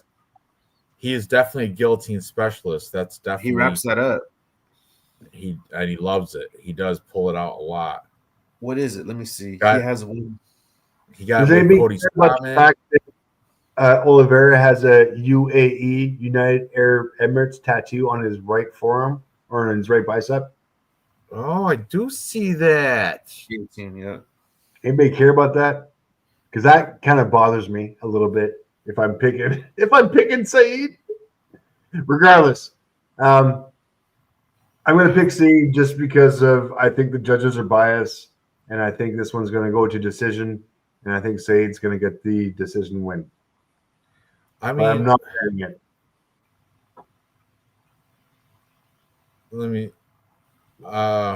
Yeah, I'm sticking with Vinicius Oliveira. I don't care that. Yeah, I know. I can be swayed very easily, especially after that tattoo. Yeah. Not confident on my pick. All right. Moving up the main card. Now we got the feature fight between the big boys, Sergey Pavlovich and Jairzinho Rozenstruik, who we've already discussed like 3 times, incidentally. Seriously. We've mentioned his name so many times so far. But Sergey Pavlovich, 18-3, he is the Russian here coming in, and he's a sizable favorite. I think it's what's that say? Minus 320. There's a line that moved as well. Earlier in the week, he was minus 245. What's he on here, Dave? Hang on. He started off minus 192. Now he's minus 290. Oh wow, that's a pretty sizable jump. But on other cards, he was So the money's been coming in on him hard.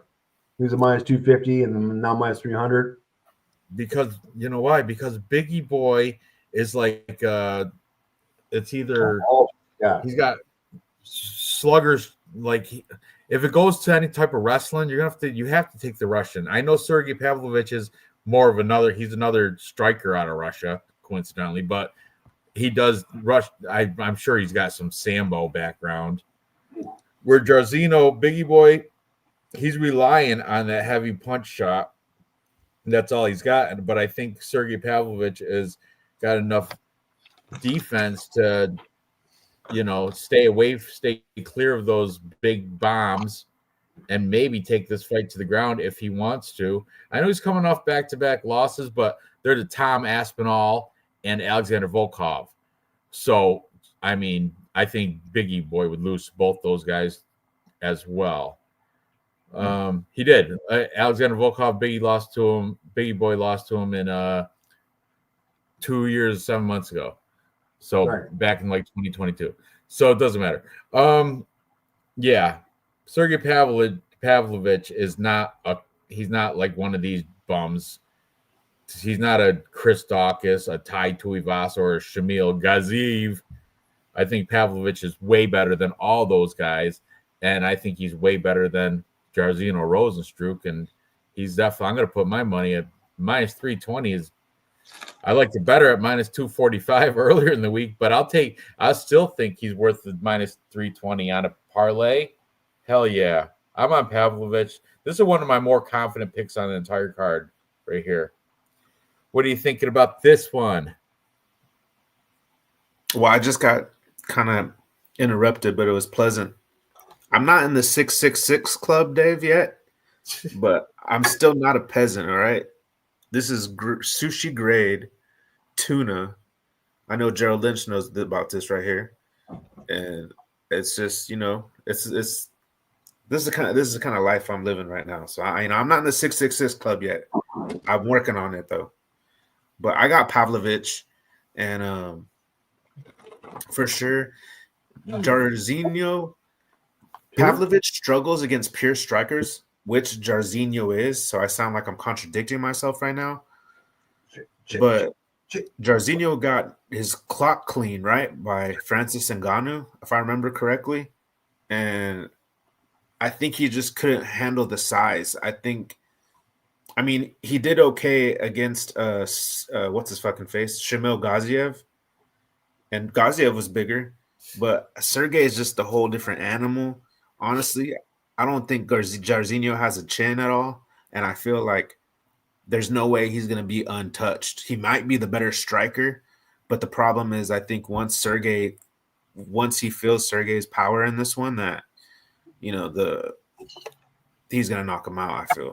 I feel like Sergey, this is a good I would just bet probably Sergey straight up, but I'm going to if you want to play a prop, Sergey by knockout is your best bet, I think, on this particular fight. Dave? Yeah, Sergey by knockout minus 200.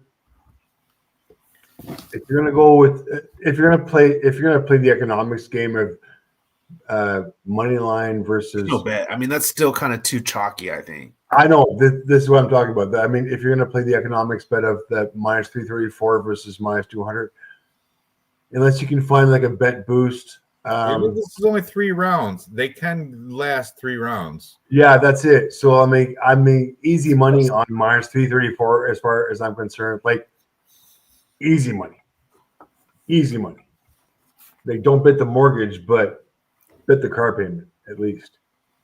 Ranj likes that plus 750, huh, Ranj, for the Sergey by decision. You like Sergey by decision? Well, I'm just gonna take him on the money line. I don't know how he might do it by ground and pound knockout or some shit, or sub. He might catch him with a sub. Regardless, I don't know how he's going to do it, but Pavlovich is going to beat him. And so lock it in. Sergey gambles, by the way, sprinkle sub. Might have a bet on a sub prop. You think he dives that deep? That'd be hella funny. Over 80 kickboxing fights and 65 of them are KOs. That's true. I do remember hearing that. But they're in Suriname. How many great kickboxers come out of Suriname? Only one, and his name is Jairzinho Rozenstruik. But anyway, no, all jokes aside, though, he does have a ton of kickboxing experience. Over to stats, real quick for stats. Sergey 5.86 strike length per minute versus 3.75. Second was George 5.03. Slightly positive striking ratio, but the volume is crazy. Rosario defense, he's going to play that turtle. He's going to play that defense shell where he's going to get fucking diced up and he's just going to take punches. The volume of Sergey is going to be able to fucking take him down. As far as the ground game goes, we have a perfect, and I won't see this very often, a perfect 0-0-0, 75-75-0-0. Well done. You guys fucking cancel each other out. On the feet, I just think it's going to be the volume of Sergey. He's just going to be able to beat the fuck out of him. Right. I'm going to Sergey by decision just because I think Rozenstruik is a tough motherfucker. That's it. Good.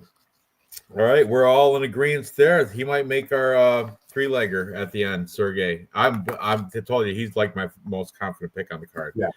All right, co-main event. We have the Pirate Shara Magomedov taking on MVP Michael Venom Page. Man, this one, I'm not gonna lie. I'm biased. I'm taking MVP. I know he shouldn't win on paper. He shouldn't win. He's older, but I don't like Sharmagomedov. That's why I'm saying I'm biased. I just because I can't. I'm not a fan of him.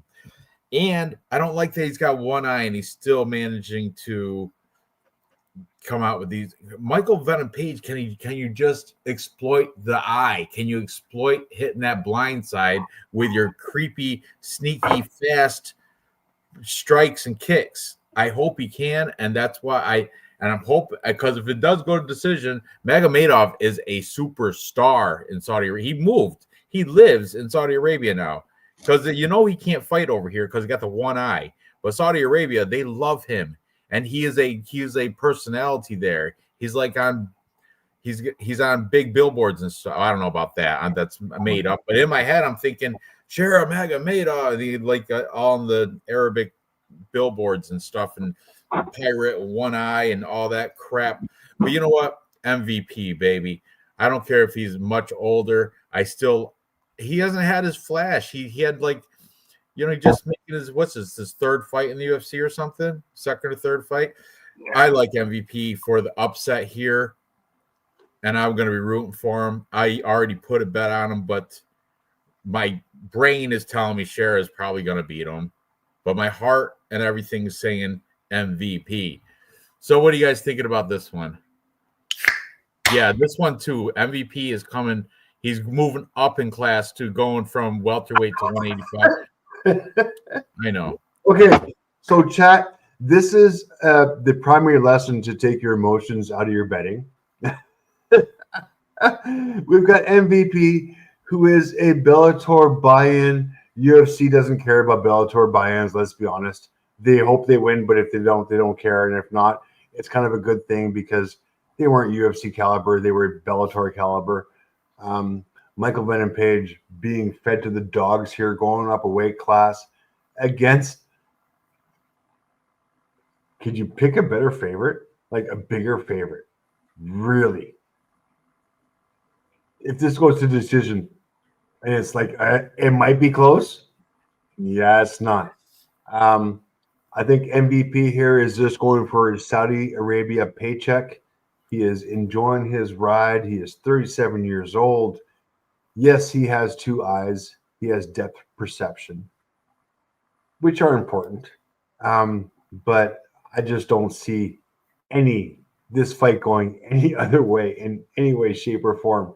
Chat, please fill me the fuck in. Is this anywhere close, or am I just losing my fucking mind in this one? I mean, MVP did have a controversial fight with Ian Gary, and it was kind of a controversial decision, and Ian Gary just came off of almost beating. What weight class does MVP fight at? I mean, we're just talking about fighters. We're just throwing names out there. You know what I mean? Right now. So Shara kind of did not impress. He couldn't finish a guy that Chris Weidman just recently beat, Bruno Silva. Shara couldn't finish him. And Chris Weidman just walked right through him. I mean, old, broken down, just quit recently. Didn't look good. Chris Weidman. Share a screen for a second, Dave. Hold on. Beat somebody that Shara couldn't beat. But I hear you and all that superstar stuff. I watched an interview, and Shara was talking about how he's met Ronaldo and how that he looks up to him. That's his biggest idol because he's 40 and he's still on top of the soccer game and all this and that. So, yeah, he's popular. You're right. And he could get the nod for sure if it goes to decision, which it probably might. And it'll be a close fight, too. The MVP, they're going to rob him. So I would stay away from this for that reason because I just don't think MVP knocks out Shara, and I don't think Shara gets off on MVP because MVP plays a kicking game. And so they're constantly – I feel like it's going to be super low volume. And the only thing that I think could happen is MVP is the kind of sniper that he'll aim for the bad eye that Shara can't see. everyone's saying hit the good eye, but I'm actually getting angry. I think he's gonna aim for the blue eye or the blue side, and I think maybe he can knock him out because he's gonna shoot for the blue. Michael Venom Page is going up in weight class. Shara is cutting weight to barely make this weight class. Like they're 15. Oh, Sean Strickland, you heard of him? 15? Have you heard of Sean Strickland, Dave? Sorry. Oh, Sean Strickland. By the way, did you know he was a welterweight? Oh, okay. Wait a second. Let me show. By the way, if you're going to mention Sean Strickland, shout out to my kid who bought me the best T-shirt in the world. Strickland, man. Check this shit out. I don't know if you can fucking zoom in on this shit. This is the best fucking Strickland MMA shirt I have. I see it. Okay, that's a middleweight belt he's wearing. Anyways, point being, sure, wait to make this the undefeated fighter on his home territory in the only place he can fight and the only place he can win against a washed up, bought Bellator fucking UFC guy who came in, who's coming off of a loss, who is older, coming up a weight class, who is, you know what? I don't think he's working out. I think it's, you know what? He's like, you know what? Michael Page, did you look at his tapology? He's coming off a grappling victory over Carlos Condit. Just saying, just throwing that out there. Grappling victory. That's right. Polaris 30. He went to this motherfucker. I just showed you a flash of Instagram where he's wrestling. Just saying. Still improving. I'm just saying. Maybe that Still might improving. be in a game plan against a guy that has nothing but striking and one eye. I'm just saying, just throwing it out there, Dave. I just showed you his Instagram. I'm showing you his last fight in Tapology is against Carlos Condit in a grappling contest. I'm just saying, people forget, man. Yeah. There's other And he's aspects Muslim. besides And he's kickboxing Muslim. when it comes to MMA. Where's my People wallet? forget, man. Michael Page, I think, is going to utilize his. I'm telling you, I don't know. Maybe maybe the beer's getting to me something, but I'm still sticking with Michael Page. You should have seen the way him and Hunter were hugging each other. Or it looked like he was going to go Hunter, for a throw. the lawyer. Is it Hunter? Hunter Campbell. Yeah, they were hugging all kinds of just skin to skin. So who you taking, Luke? I'm going Dave, MVP. I know baby. Dave's all over one-eyed Shara. Yeah, Look at him. pirate. Ginger. Looks like he's got makeup on that one eye. Like he's Amish. Eyeshadow. You don't Is even that need eyeshadow? Is that like a light blue? That's what Michael Venom Page is doing, squinting, looking at it. He's like, you got makeup on, Shara? You got light blue eyeshadow on that? Go back, Dave. Hang on. I just want to see who he's lost to. Hang on. Give me a second. Trojan, Olejchuk, Coley, Silva. Fuck. Yeah. All right. Oh, bombs. And MVP. Bombs. Not MVP is not a bomb. Michael Olejchuk, bomb. Goti Yamachuchi? Yeah. Good job. Bomb. He lost to Logan Storley?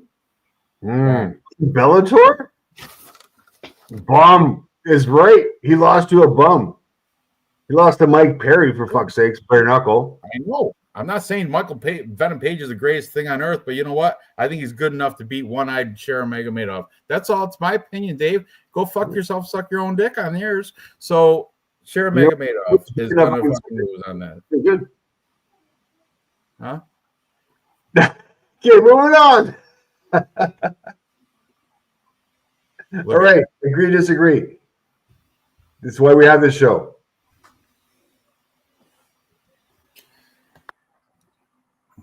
Next. All right. We got the main event.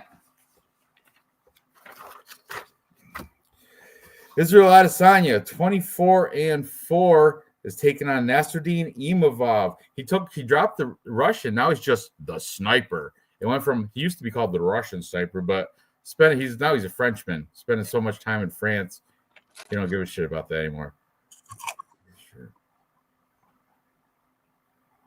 Oh, Hitler merch. You want a Hitler merch, bet?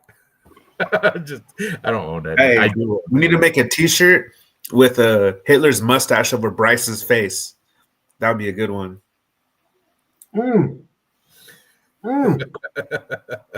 Muslim Venom Page. There it is. Muslim Venom Page. Let's make a bet that you know what? The fight, that's a trap thing too. Because everybody's going to be picking Sheriff Magomedov. You watch. I'll make a bet that the next live stream, somebody has to wear a Hitler mustache. What? No, you got to wear it. You got to shave it in. That's crazy. Let it grow and shave it. No. For reals. I'll probably end up looking like Charlie Chaplin. Too much. I look like Charlie Chan. I'm pulling that. Fuck that noise. I'm not doing that shit. There's no way. That's a stupid one. We can't do that. Anyway, all right, back to this thing. All right, so Israel's coming off. Look at that. He's 2-3 in his last 5. Oy, not good. And Nasser Imavov is 3-1-1 in his last 5. Much better looking. But you know what? I think Israel Adesanya is the better striker here. He's more Nasser Imavov, the sniper. But Nasser Imavov does have a little bit of wrestling because it still doesn't matter. I'm taking Israel Adesanya. He's a slight favorite, as I think he should be. I think he's going to piece up Nasruddin Imavov and probably connect for a knockout. I would say mid-fight, so probably round 3-ish after Imavov. I've seen Imavov gas toward the end of fight. It was one of these fights where maybe not Strong Strickland. It was before that. It was a loss, and I was like, "What the hell are you doing? What's up?" Must have been a long time ago because that Strickland fight was like 3 years ago. Right. I think it might have been Phil Hawes. Maybe that Phil Hawes fight. There was one that I saw. I'm like, "What are you?" Because I had money on him and I lost. I'm like, "What are you doing? Please." Yeah. Maybe it was Strong Strickland. I don't know. But anyways, I saw him gas. And that's when the tables were turned. And I think that's going to happen here. This is a 5-round fight because it's a main event. If it goes past the round 3, Israel Adesanya is going to have the better cardio, and he's going to win by points, outstriking him. I think he's going to – no, actually, I think he's going to win by KO. He's going to catch him. I'm going to say KO, Strickland – or, I mean, Adesanya, round 3. What are you thinking with this? I'm not picking against Izzy, you know what I mean? Izzy's a fucking sniper. I mean, you got to remember, this is a guy who stood there toe-to-toe with Alex Pereira like 4 or 5 times. That's fucking crazy. And Alex is a big-ass lightweight. And Imavov, that motherfucker, it's kind of personal, too, because he lost me money against Sean Strickland came in on 2 days' notice and dog walked Imavov on a 2-day notice, and Izzy's been training. Imavov, it was crazy that I seen like one of those episodes, not Embedded, but the other one that comes on to promote the fight. There's a name for it too. It's a UFC made. It's like 30 minutes. It talks about the main event, both fighters, and Imavov was studying. You sure it's not called Embedded? No, well, there's Embedded, but then there's another one like they do them for the special events like this one because it's Saudi Arabia. It's like 45 minutes. It's very good. It's on YouTube. I'll send it to you. But yeah, so Imavov is really good. He's doing his homework. You know what I'm saying? It was like, damn, he's really was watching the deep Duplessis and Adesanya fight. He was watching it, studying Izzy and what he likes to do. He throws left hooks here, right hooks there. So he's doing his homework. He's really going to, come and try to perform in front of his people, right? His people are in France. This is not his people. That's right. He just has that kind of name because he was born in Dagestan. I know. Right, but then he moved to France for a girl, of all things. He moved to France for a girl, ended up staying there for that same girl. Love story, And now his brother, he's Nasruddin Imavov's got a brother that fights that's almost as good, but in lower, like you think he's like he's in the Brave or something. Forgot his name, but yeah. I think there's levels to this game, and Imavov hasn't proved to me that he's in that top 3. He's not in that. that circle. Countdown, UFC Countdown. There it is. Yeah, that's what it's called. Thank you, Noah. UFC Countdown. Yeah, I seen him. UFC Imavov was studying. That's the special ones with Ian Gary.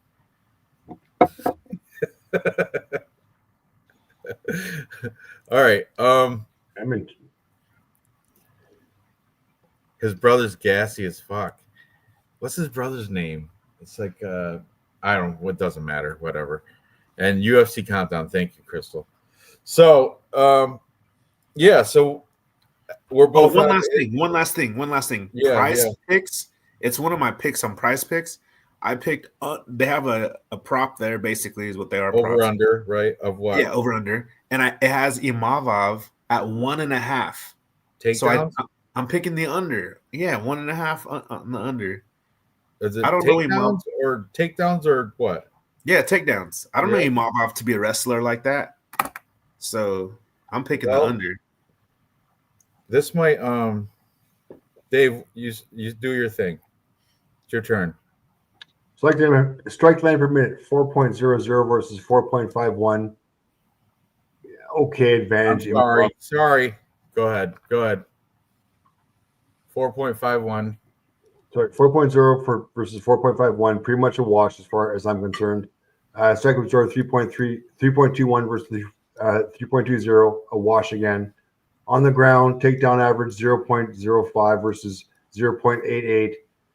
But let's be honest here. This is Israel. This is Israel coming off of a loss against Duplessis, coming off of a loss against Strickland.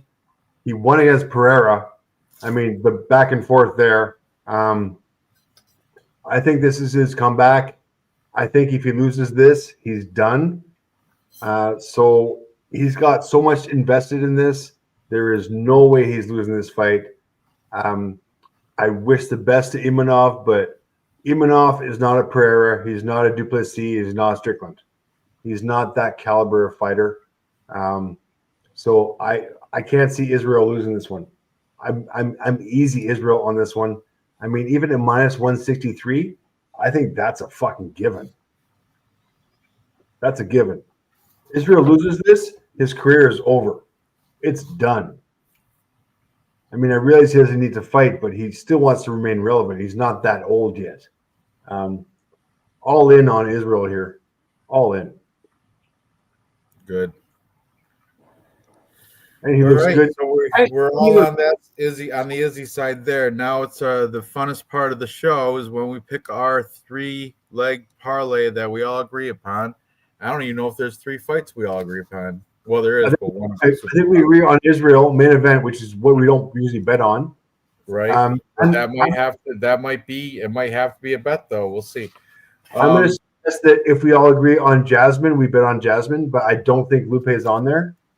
You would do a female fight in this scenario because we're having issues. Okay, by the way, I will cash out my Jamal Pogues t-shirt bet. I'm just going to buy Ranch a t-shirt bet tonight after I log off. Fuck motherfucker. I'm just going to buy you a bet. I'm just going to buy you a t-shirt and I'm going to to agree on losing this one for.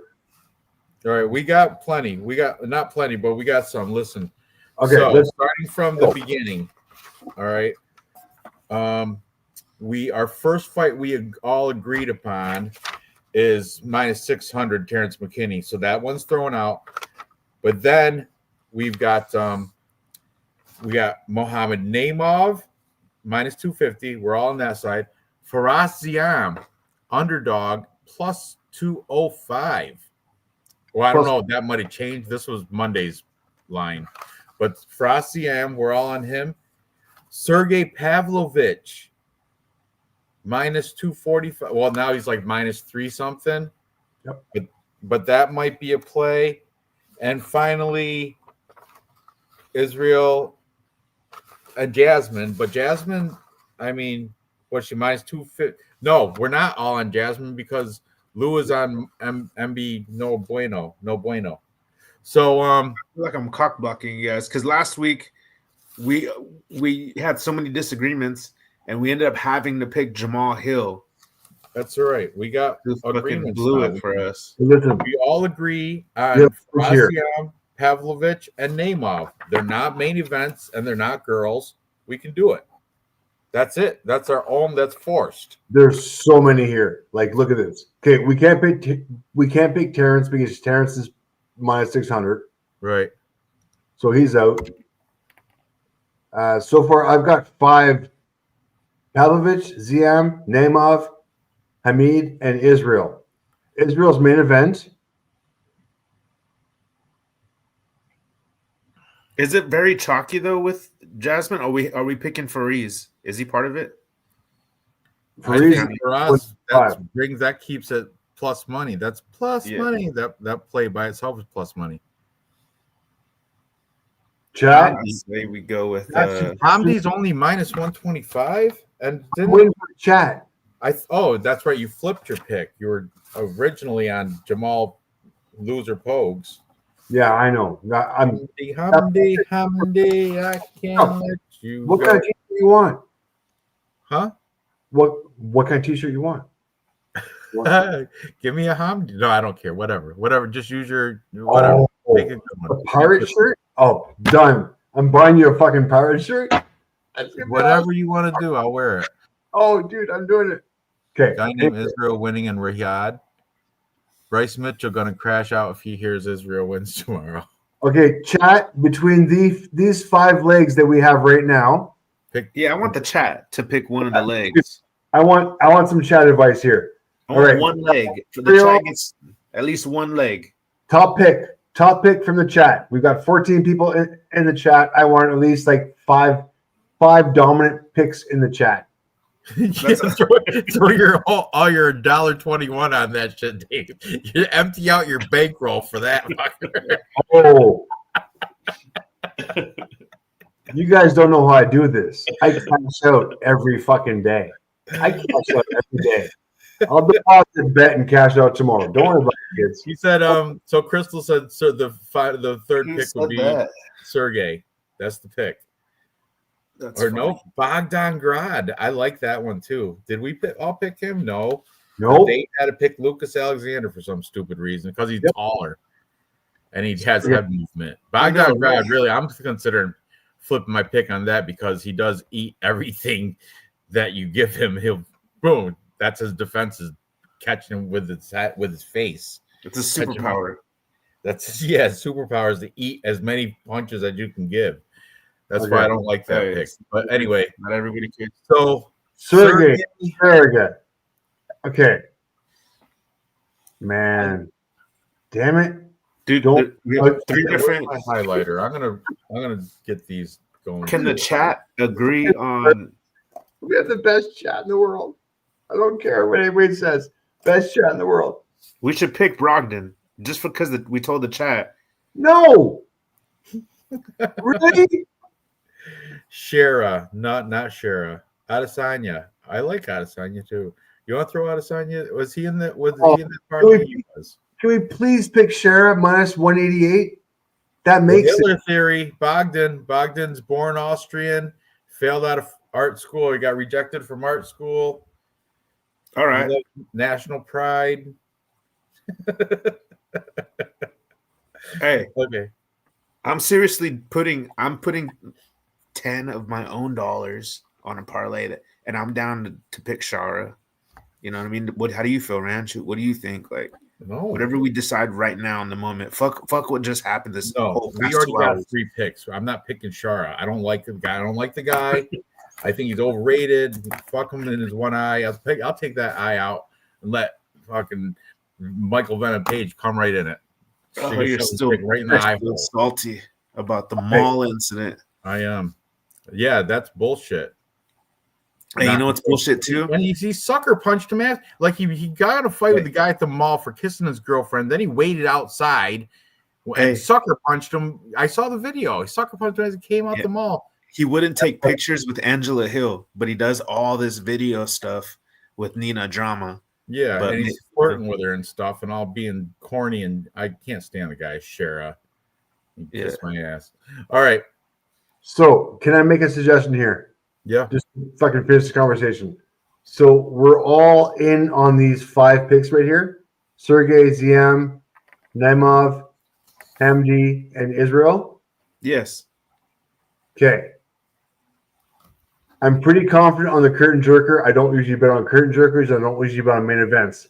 But I'm confident betting on this main event, and I'm confident betting on this curtain jerker, which makes me pull Muhammad and Sergey for a 3-leg parlay of Israel, Hamdi, and Ziam, which is the one dog we have, 3-leg parlay plus 554. That's Okay. Are we okay with this? Israel, Yeah. Ziam, I'm doing and this. I am putting one with the pirate because fucking goddamn Ranch. That's right. Fuck that pirate. You'll thank me after No, Mike I'm paid. going to fucking fuck the Ranch, and I'm going to bet one on the pirate because the pirate's got great odds. You want to fuck me? You get in line. Guys for the pirate, just so you know. Shara Blart, the mall cop. That's fucking easy win tomorrow night. Shara's fucking easy win. He's undefeated. This motherfucker's going to forgive me his first fucking loss on home territory with home judges. All right, let me throw this into DraftKings so I can. Me too. So I can post it onto this script. And let's go, Faraz Ziam, you French motherfucker. There's 2 of you on the card. One of you has to win. It ain't going to be fucking against Israel, so my money's on you. And Mike Davis is kind of a shit fucking fighter. He sucks. He's a great fighter. Are you kidding me? Shit fighter. He's a shit fighter. Okay, the UFC MMA. Here we go.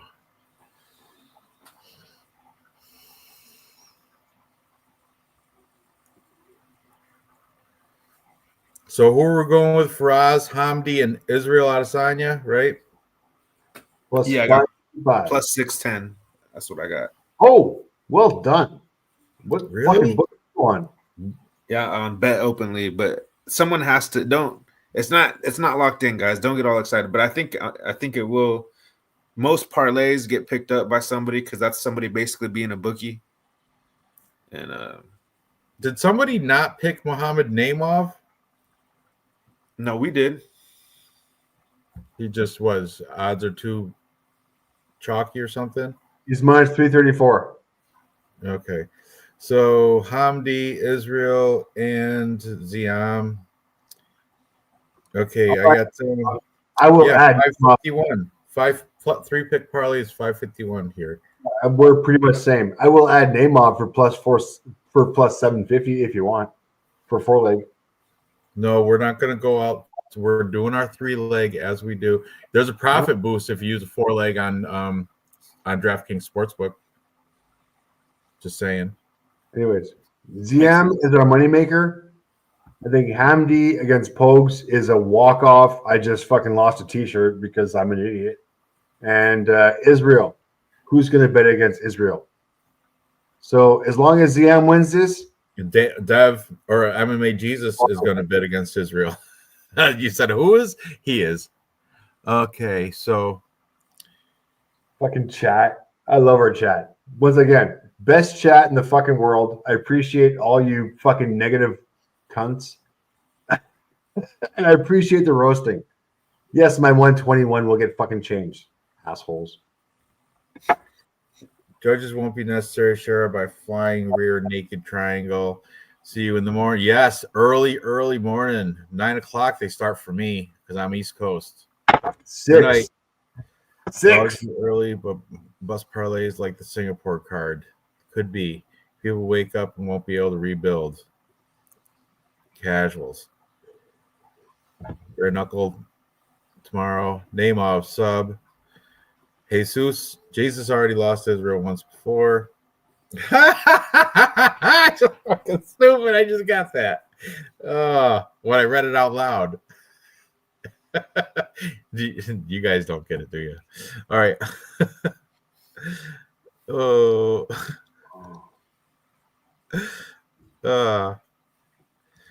The C word. Come on, Gerald. You can't use that. Yes, you can. Reporters on BKFC tomorrow. Sweet. All right. Oh, one of these guys ducked a fight with Parker Porter on here. Anyway, I can't remember who it was.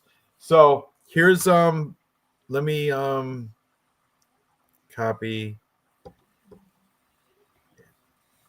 Here's our plus money.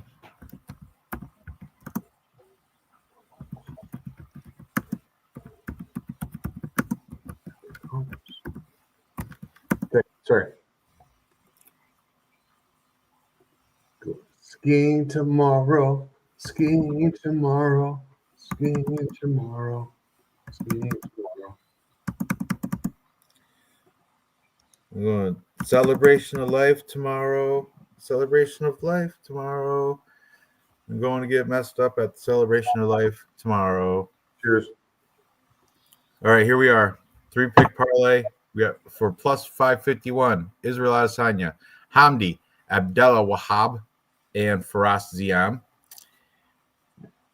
Okay, anti-Black Lives Matter parlay is live then. I am actually going to do a quick Islamic front parlay. Who's all the Islamic representative fighters? Starting from the beginning of the card, we have Hamdi. He's got to be Islamic. Right? That's assuming. Assuming. Yeah. I think Shamil Gaziev is pretty much he's a Muslim. I can't make the connection there, really. Imavov, Ofili. Yeah, so Gaziev, I've seen him in one of the hats and everything. Mohammed Naimov, definitely. Yeah, but Saeed Nurmagomedov. He just likes a beard, that's all. And I'm going against him and otherwise, but I will put him in this Islamic front parlay. And then Shara Magomedov. Is yes. he? Yes, definitely. If he's beat I know. Ranj is like guys and girls looking at each other. He hates that shit. So 1, 2, 3, 4, and I got five Islamic or Muslim fighters, I think. You think Faraz? No, he's not, right? Ziam? Faraz? Is he? By the way, those 5 picks, all minus money, all heavy favorites, minus 125, minus 350, minus 334, minus That's 1. a good parlay. That's minus 128 for a 5-leg parlay of plus 645. Holy fuck. You know what? I'm gonna put that on a 4-leg parlay just because maybe one might win, and I'm gonna put fucking a shit ton of money on that shit. Faraz Ziam is Muslim too, right? Holy. Okay. He would be on there. Chat, do your fucking parlay bets on 4 out of 5 or 3 out of 5 on this bet right here. This is a fucking walk. I love this. This is my jam right here. All right, let me write this one down. You got a 5-leg parlay for $500. I'll pay you fucking $1,000 easy. Hamdi, Shamil, I got him circled. Hamdi, Faraz. Did you add Faraz to that? No, he's a Muslim. Underdog. Well, you can keep it off because he has plus money. So, all right. So, Hamdi, Shamil Gaziev, Mohammed Naimov, Saeed Nurmagomedov, Shara Magomedov, and that's it. Those 5. Let's see what that pays out. Hey, Fareez, where he lives, 64% of people are Muslim, but the 36% are not. So it's almost a coin toss. He's French. Fuck him. Where was it? Okay. How about Damir Hadzovic? He's not. No, you think he's a Muslim? Doesn't matter. He looks like it. He has I'm not putting him on shit. He's not making no parlay. Never. He's a exception. No, thank you.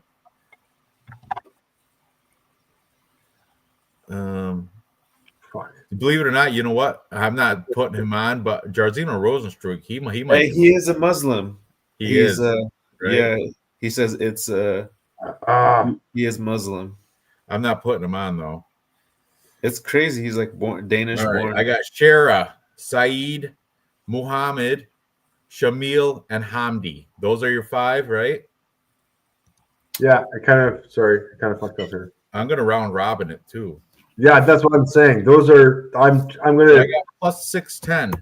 I'm gonna 3, 4, and 5 bet it. I'm gonna 3, 4. This is gonna be disgusting. I love this bet. This is my jam. I am going to 3, 4, and 5 bet round robin all the fucking jam out of this shit. Sorry. As soon as I can.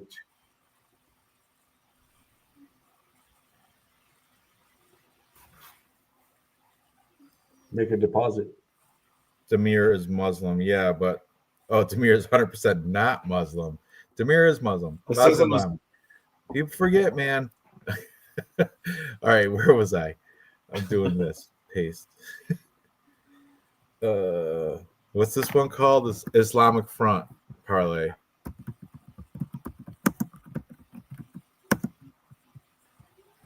All Muslim. That's right.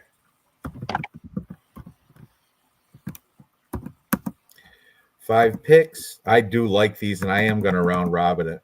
I don't care for the Shera because I'm going for Michael Venom Page, but I'll do it for this. I'll do it for the round robin. $400 deposit, and I think I should be good. Islamic Front, all Muslim parlay. 5 picks, 618. Hamdi, Shamil, Mohammed, Saeed, Shara. There you go. That is I like that play better than our 3-leg. But our 3-legs is pretty solid, and it should cash as well. All right, guys. I'm turtling right now, so I got to run. But good luck tomorrow. And, man, we got 11 more Fridays until we get a break. I'm sure Dave's going to miss probably 4 of those. But me and I'm just messing with you, Dave, because your whole new life is so busy. You got the new girl, the new job, the new snow. Jesus Christ! Like, how do you keep up with it? And shit. You know, I'm still a loser. Yeah, I love you all. I'm still a Friday night loser, doing nothing except hanging out with you guys. Yeah. But anyway, I'm just friends. Wife. You guys are my best friends. So my wife's not gonna go near you now that I think about it, but we are best friends. Yes, that's true. All right, guys. Best of luck tomorrow for real. I'm turtling. It's hanging right out of me, so I got to get out of here. But good luck tomorrow, and it'll be on early, so maybe I'll see you around tomorrow somewhere. If not, Instagram, or chat, whatever. All right, I gotta go. Later. Peace. Bye, chat. Thank you. Have fun skiing. All right, later. Ranch grown tail for sure. All right.